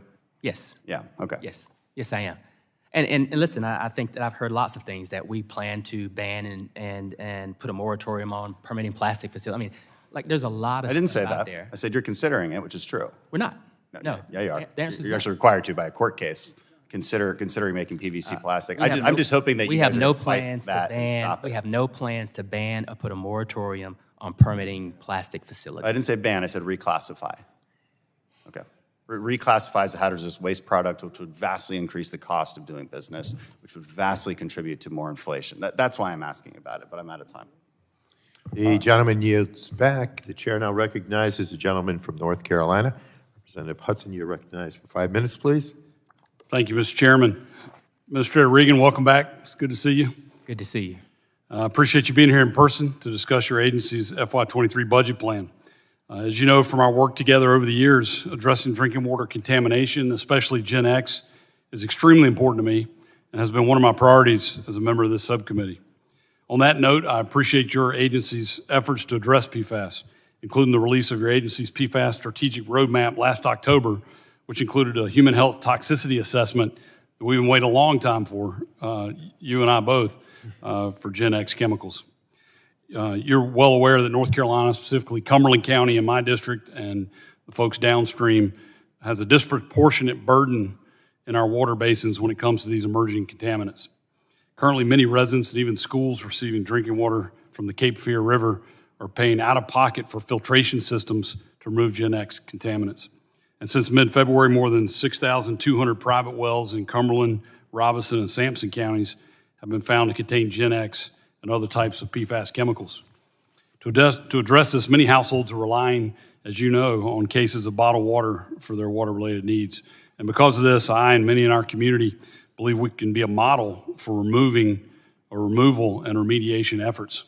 In 2020, EPA published several fact sheets on emerging technologies for PFAS destruction, as well as a journal article on the efficacy of destroying PFAS using supercritical water oxidation, or SCWO, in November of 2021. EPA's PFAS roadmap also includes a section on evaluating and developing technologies for reducing PFAS in the environment. Mr. Regan, what plans does EPA have to continue to evaluate, validate, and deploy technologies like SCWO? And can you please provide a timeline for these plans? Well, Congressman, thank you, number one, for your continued partnership on this very tough issue. This is one that you and I have been working on for quite some time, and this is a top priority. I, on purpose, announced our PFAS roadmap from the state of North Carolina because I know the experience that North Carolinians have in combating with this. I'll say evaluating and developing technologies for reducing PFAS is a critical component of the roadmap. Much of the work that we've done, much of the scientific work that we've done, as you know, has been done from the campus there in North Carolina, EPA's Research Triangle Park campus. This past February, we released the PFAS Thermal Treatment Database. It's an online resource that contains more than 2,000 records from 80 different sources about the treatability of PFAS using different thermal processes. A lot of that information, that rich information, came from folks in the state of North Carolina. So I'll say that we are laser focused on the technological chase. We are leveraging the experience in places like North Carolina. We're also, working on evaluating and drinking water treatment technologies to support our proposed water standards for both PFOA and PFAS later this year. So we're excited about the partnership. We're excited about the progress, but you and I both know that we need to do a lot more. Absolutely, and I appreciate your commitment to this, and I look forward to continuing to work with you.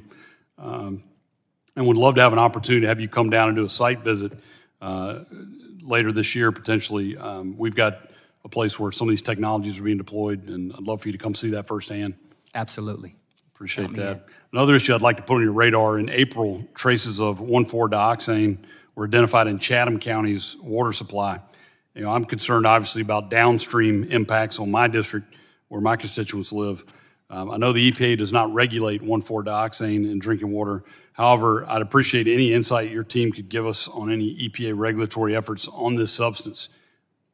These unregulated emerging compounds cause a lot of us a lot of heartache, and I could say that we're going to use our authority under TSCA and the Safe Drinking Water Act to build a scientific foundation to better understand and respond to 1,4-dioxane. We plan to evaluate 1,4-dioxane under the Safe Drinking Water Act Regulatory Determinations Notice, which we're working on really hard right now. So yes, currently it's unregulated, it's an emerging contaminant, but I can tell you we're looking at all of our existing authorities and what we can do to regulate these emerging contaminants. Well, I appreciate you doing that because folks are really concerned about it back in North Carolina, and so I look forward to continuing to work with you as you move forward in that process. Absolutely. Your partnership is critical. I appreciate that. My time's expired. I did want to get into a third topic, but I'll follow up with you in writing. And again, appreciate you making time to be with us today. Thank you. With that, Mr. Chairman, I'll yield back. The gentleman from North Carolina yields back. Administrator Regan, we are calling, there's a call for votes. There are 2 votes. It should be a very short recess, but unfortunately, again, we beg your forgiveness. We are going to recess for a short while, and we have about 3 to 4 members yet that I know of that want to question. So we're getting there. But Okay. thank you for your patience again. Absolutely. The subcommittee will stand in recess.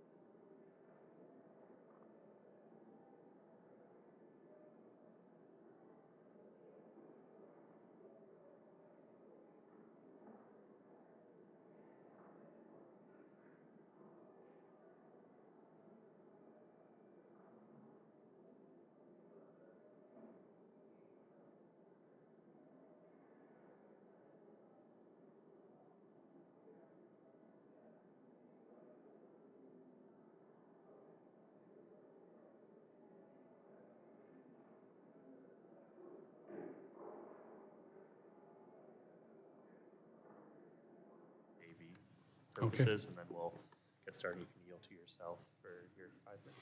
Okay, thank you. For AV purposes, 3, 2, 1. And with that, we will call the subcommittee back to order. I will yield to myself for a statement. I want to thank the chair and the ranking member for their putting this meeting together. It's great to see you again, Administrator Regan. I want to talk to you thank you for coming to Northern Arizona last September in our windy day that day and dusty up there to visit some more than 500 uranium mine sites on the Navajo Reservation and to meet with the Navajo leadership.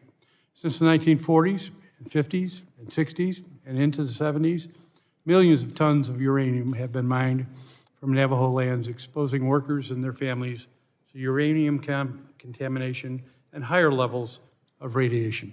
For far too long, these sites have been poisoning the people, water, and land of the Navajo Nation. The EPA began cleaning up of these sites in the 1990s, but has little to show for it other than the ability to get some money through different lawsuits and into a trust fund, and some studies done, and some mills taken care of. But for the most part, those 500 and some sites have remained untouched. There's been a lack of cleanup, a lack of funding, and a lack of emphasis to prioritize these areas with the necessary resources, administration after administration after administrations. And those are administrations from both parties have continued to be derelict in their duty to the Navajo Nation to clean up these toxic sites. Sites that were there originally to help out the United States win a war, and increasingly to help us continue to develop energy for our country and nuclear-powered ships. In your testimony, you cite the administration goals for environmental justice. For the communities affected, which extends beyond northern Arizona to Utah, Colorado, and New Mexico, environmental justice means a swift cleanup of these toxic sites with urgency that reflects the serious and significant health impacts on these communities after almost 80 years. Questions in the past, we've discussed the need for the EPA to better allocate funds and personnel to accelerate cleanup. How does the budget align with that goal? Well, first of all, thank you for the question, and thank you for hosting me in your district and your leadership on this issue.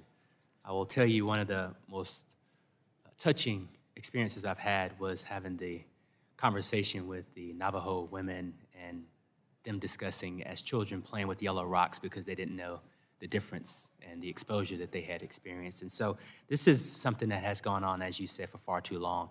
In the 2023 budget, we have asked for $3 million dedicated to support the Navajo Abandoned Uranium Mine Program, which would help to expedite some of the partnerships and the cleanups here. We know that there are lots of abandoned mines that need to be addressed and lots of past transgressions, quite frankly, that need to be addressed. We've also awarded about $13 million in grants under Superfund to the Navajo Nation programs for their support in investing in these sites, investigating these sites and planning cleanup. So this is a priority, and so we're putting our money where our mouths have been for quite some time.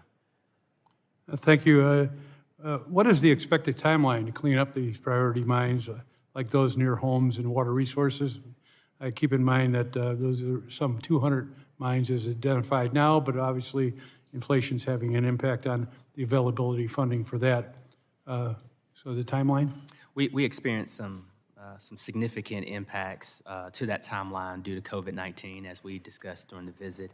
But we were able to complete critical field activities to continue to investigate. And so significant progress has been made, and it will depend on that field work, including the selection of cleanup options for 34 mines and 9 sites. So we're planning to complete 130 of those assessments by the end of 2022. So I anticipate that we're talking somewhere at least another decade or so before we actually get a significant amount of mines cleaned up, and then we still have over 200 and some mines to go and get us well past 100 years of trying to get this accomplished. I am going to yield and turn it over to Ms. Barragan for 5 minutes. Thank you, Mr. Chairman. Thank you, Mr. Administrator, for being here today. I know it's been a long day with our votes. I want to just quickly follow up to something my colleague, Representative Clark, talked about. That was zero emissions trucks. And I want to just chime in and to say that we really cannot wait. We cannot afford to wait 10 years for zero emission trucks. And I just wanted to share with you Wilmington, California, a place that you've come to visit in my district. Last week, my staff attended a community meeting in Wilmington over concerns about truck pollution, and they were raised. And my Spanish-speaking constituents said, I'm going to say this in Spanish and then I'll translate, nos están matando, el puerto nos está matando, las refinerías y los camiones. Today, todo el mundo se ha olvidado de Wilmington. That translate into English, we're being killed. The ports, the refineries, and the trucks are killing us. The entire world has forgotten about Wilmington. Administrator Regan, I know that environmental justice is something you're committed to and this administration is committed to. Environmental justice communities like Wilmington, California, they can't wait. They shouldn't have to wait another 10 years for zero emissions trucks. And so I just want to urge you and the EPA to do everything that you can in the final rule to try to leave no gap between what is possible and what is necessary to give our most polluted communities, those on the front lines, clean air. And so I just wanted to say that before I go into my questions and to thank you for the work you are doing, and I know the challenges that you have.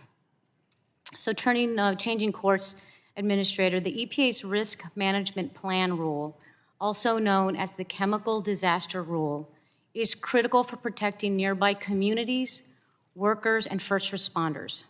Residents in my district are very concerned about the risk of accidents at the refineries in Carson and Wilmington and at Rancho LPG in San Pedro. I commend your agency's commitment to stakeholder meetings so all voices are heard during this rulemaking process. Can you commit to taking the feedback from your community stakeholder meetings and comment period to create the strongest rule possible to prevent future chemical disasters? Absolutely. In June and July of last year, we held those listening sessions. We took to heart what we heard. We incorporated as much as we could into our proposed rule, and it's with OMB now. And we believe that that rule will be stronger because of community participation. Well, thank you. Now, climate change has made chemical facilities even more dangerous as rising floodwaters and powerful storms cut off electricity and put volatile chemicals at risk of release or explosion. Will the EPA consider the impacts of extreme weather and climate change in the chemical disaster rule? In February of 2022, the Government Accountability Office found that about 31% of RMP facilities are in areas vulnerable to natural hazards. And so we agree with GAO's concerns, and we took the report's recommendations into consideration when we were crafting the proposal. It's now at OMB, and so I won't comment on what the contents are because I'm not allowed to, but we took GAO's recommendations into consideration as we crafted that rule. Okay, well, we must protect our communities at risk of chemical disasters, and that's why I co-led a letter to the EPA on this issue with Senator Cory Booker and 29 members of Congress. It's important that EPA finalize the strongest possible rule to protect communities, workers, and first responders. For my last question, last fiscal year, EPA referred just 152 criminal cases to the Department of Justice. Criminal prosecutions against companies violating environmental laws have dropped to their lowest levels in 3 decades. Staffing is a major issue. As of January, the EPA's Criminal Division Unit had 161 investigations. In 1998, there were 261. How does EPA's proposed budget address these staffing shortages, and how important is having adequate enforcement staff for your environmental justice work? You know, having the adequate staffing levels on the enforcement side is critical. I think that I haven't been shy by saying that we will use our enforcement authority where it is required and needed. We have made requests in the years 2022 and now again in 2023 for increased resources. We need those resources, not to be overly burdensome, but to enforce the laws that are on the books and to ensure that we are protecting every single person in this country as we should be. And so what you'll see in this budget is a modest request to bolster up our enforcement arm so that we can enforce the laws on the books, especially for those who are most vulnerable. Great. Thank you, Mr. Administrator. With that, I yield back. Thank you. Now recognize the gentlelady from Texas, Ms. Fletcher. Thank you, Mr. Chairman, and thank you, Administrator Regan, for testifying today and answering our questions. I appreciate the opportunity to raise with you today an issue that's very important to me, to my constituents, and to our entire region, and that is the proposed relocation of the EPA Region 6 lab to Ada, Oklahoma, from Houston to Ada, Oklahoma.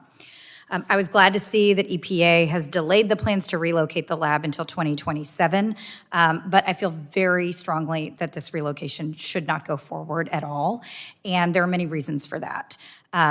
The lab and its highly trained staff are essential to EPA's mission of protecting health and our environment, and we really need that in our community in Houston.